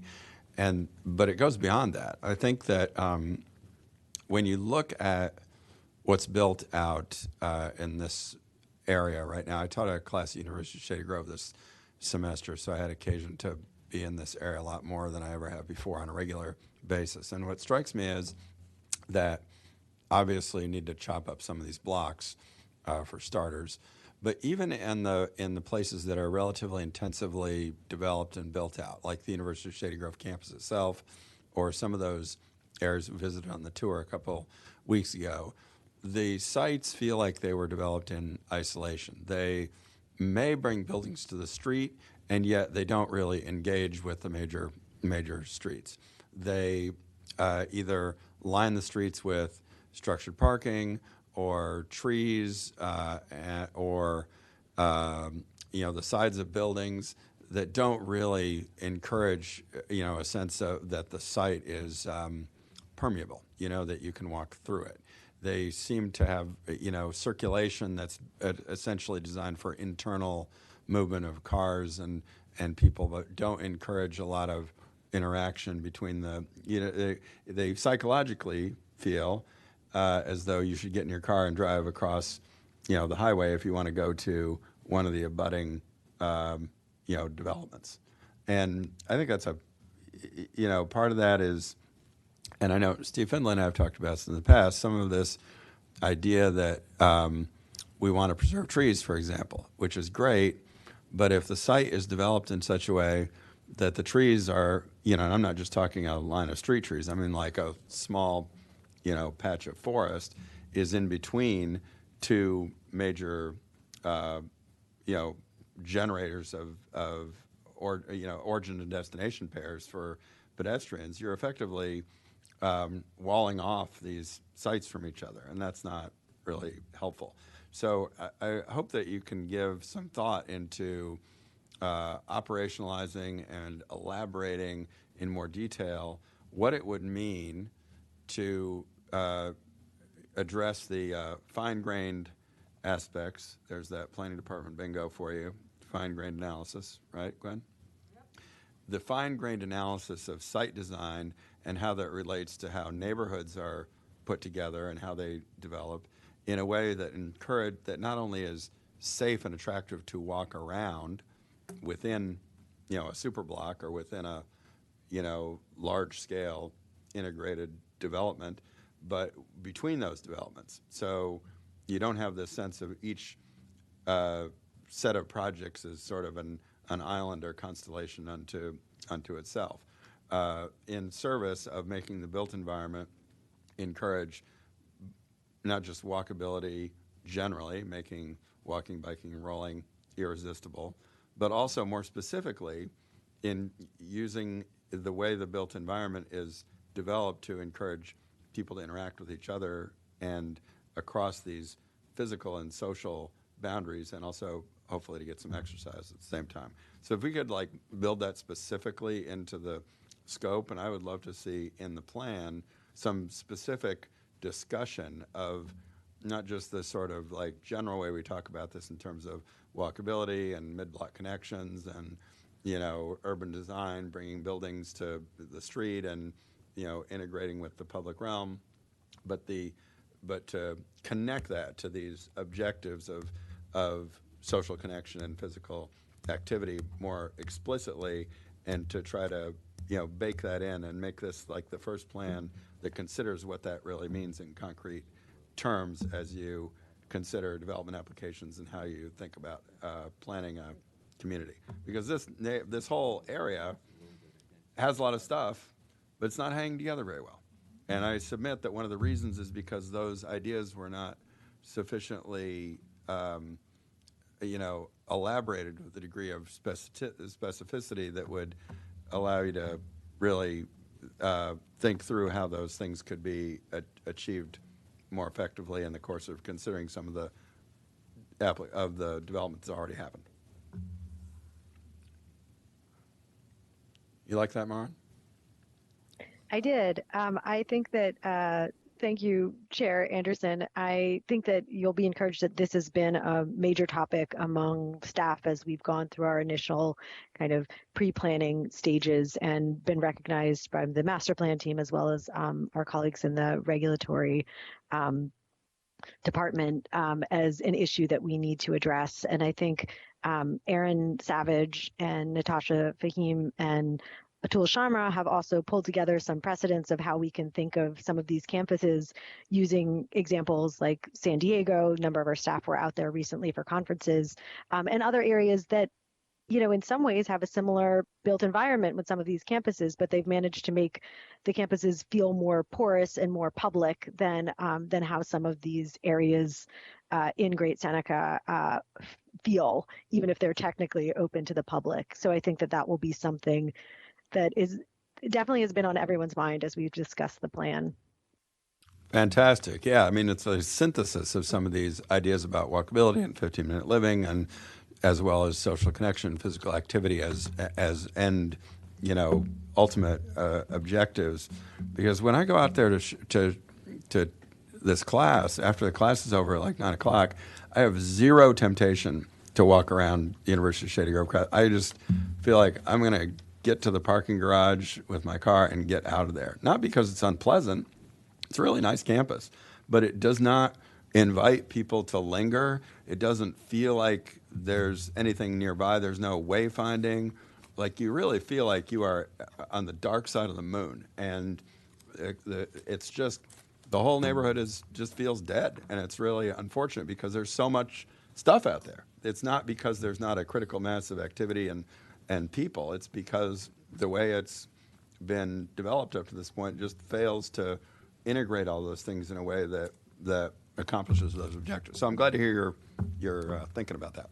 Yeah, and I would add that we definitely hear what you're saying, and I think we've been thinking about this not only from the design perspective, but also from the transportation side, because we've seen examples of suburban areas like this that are excellent job centers, that it's so important for the economic health of the county, but they also have a really nice connectivity by bike.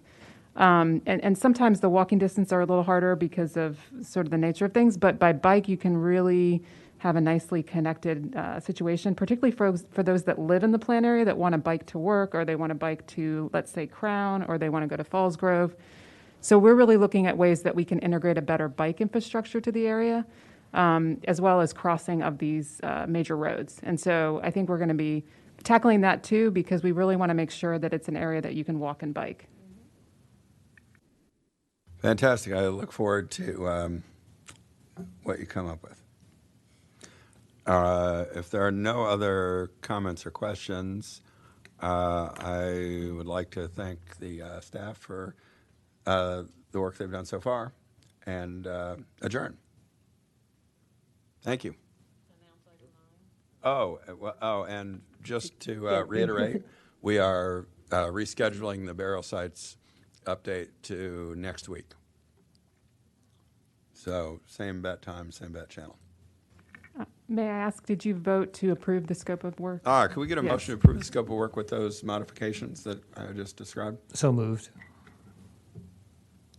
Go ahead, Carol. All in favor? Aye. Aye. Opposed? That is approved. Thank you. Thank you.